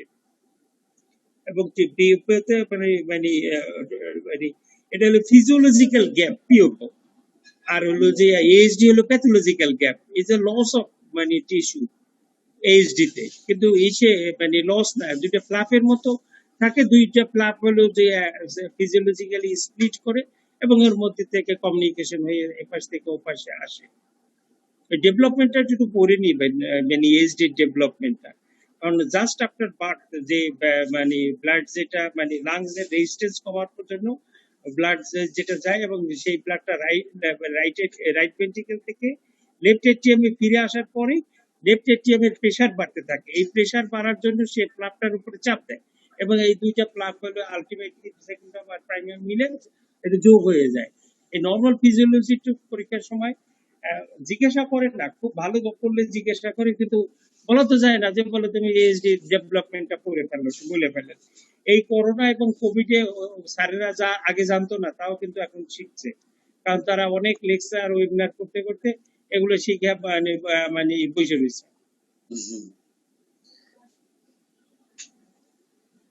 স্যার আরেকটা কোশ্চেন ছিল মানে 10:30 বাজে আর কোশ্চেন ফলো করা যাবে না। স্যার স্যার এএসডি পেশেন্টে যখন ক্লোজার করা হয় ওই যে রিফের এরিয়াটা স্কার ফরমেশন হয়, এন্ড পরবর্তীতে এরিথমিয়া হওয়ার পসিবিলিটি থাকে। এই ক্ষেত্রে অপারেশনের সময় যখন এএসডি ক্লোজার করা হয় তখনই কোনো মেজার নেওয়া যায় যেটা পরবর্তীতে আর এরিথমিয়াটা হবে না স্যার?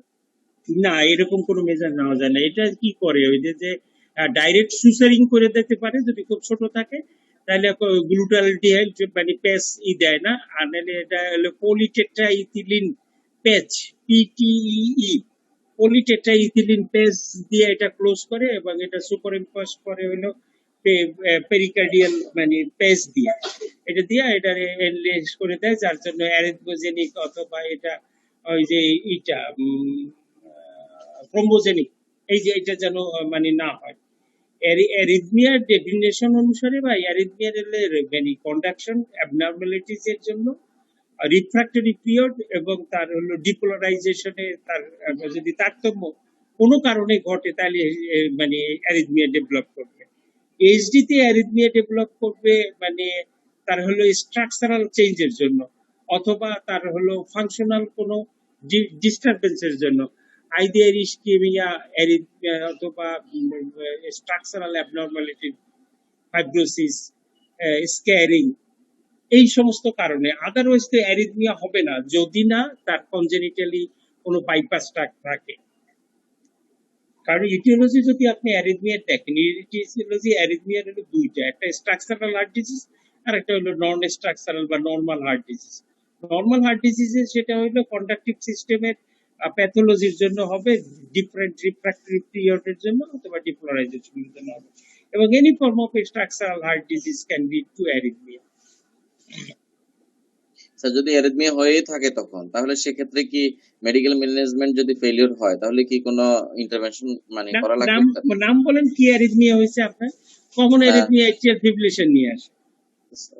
স্যার যদি স্যার কোনো কারণে বিটি হয় বা মানে এসবিটি হয় সেক্ষেত্রে স্যার কোনো কিছু মেজার নেওয়া যায় কিনা যদি মেডিকেল ম্যানেজমেন্ট ফেলিওর হয় স্যার বা রিকারেন্ট হয়? সেটা যে অ্যাকর্ডিং টু অ্যারিথমিয়ার হিসাবে আসবে ম্যানেজমেন্ট। দেখানো হয়েছে যে মেজ অথবা কো-মেজ প্রসিডিউর অপারেশন করা যায়। এটা পালমোনারি ভেইনে যেখানেই হয় ওইখানে হলো রিএন্ট্রিটা, ওইখানে পালমোনারি ভেইনের ওইখানে রিএন্ট্রিটা বেশি হয় অ্যারিথমিয়া হওয়ার জন্য, মানে স্ট্রাকচারাল চেঞ্জের জন্য হয়। অ্যারিথমিয়া নিয়ে আপনার এত কেউ জিজ্ঞাসা করবে না, আপনি এর আগে আউট হয়ে যাবেন। জি স্যার।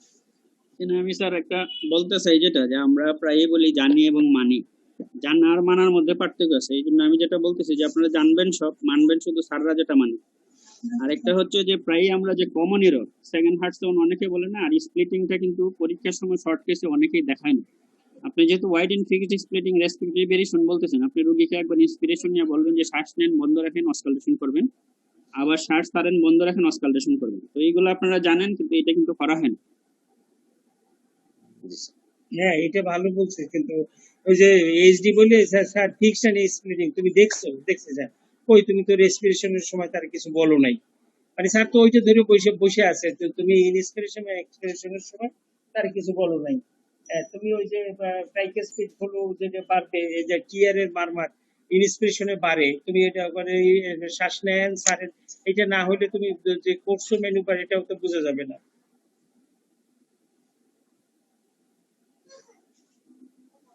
ঠিক আছে, আপনাদের সবাইকে ধন্যবাদ। মোশারুল অ্যাটেন্ড করছে আজকে, মোশারুলকেও ধন্যবাদ। আর আপনারা যারা অ্যাটেন্ড করছেন, অবি আপনি রেজিস্ট্রে খাতায় নাম কটা তুলে রাখবেন, যেদিন যাবেন আজকে এখানে স্টেশনে দিয়ে রাখেন, কালকে কার ক্লাস? স্যার কালকে মহিউদ্দিন স্যারের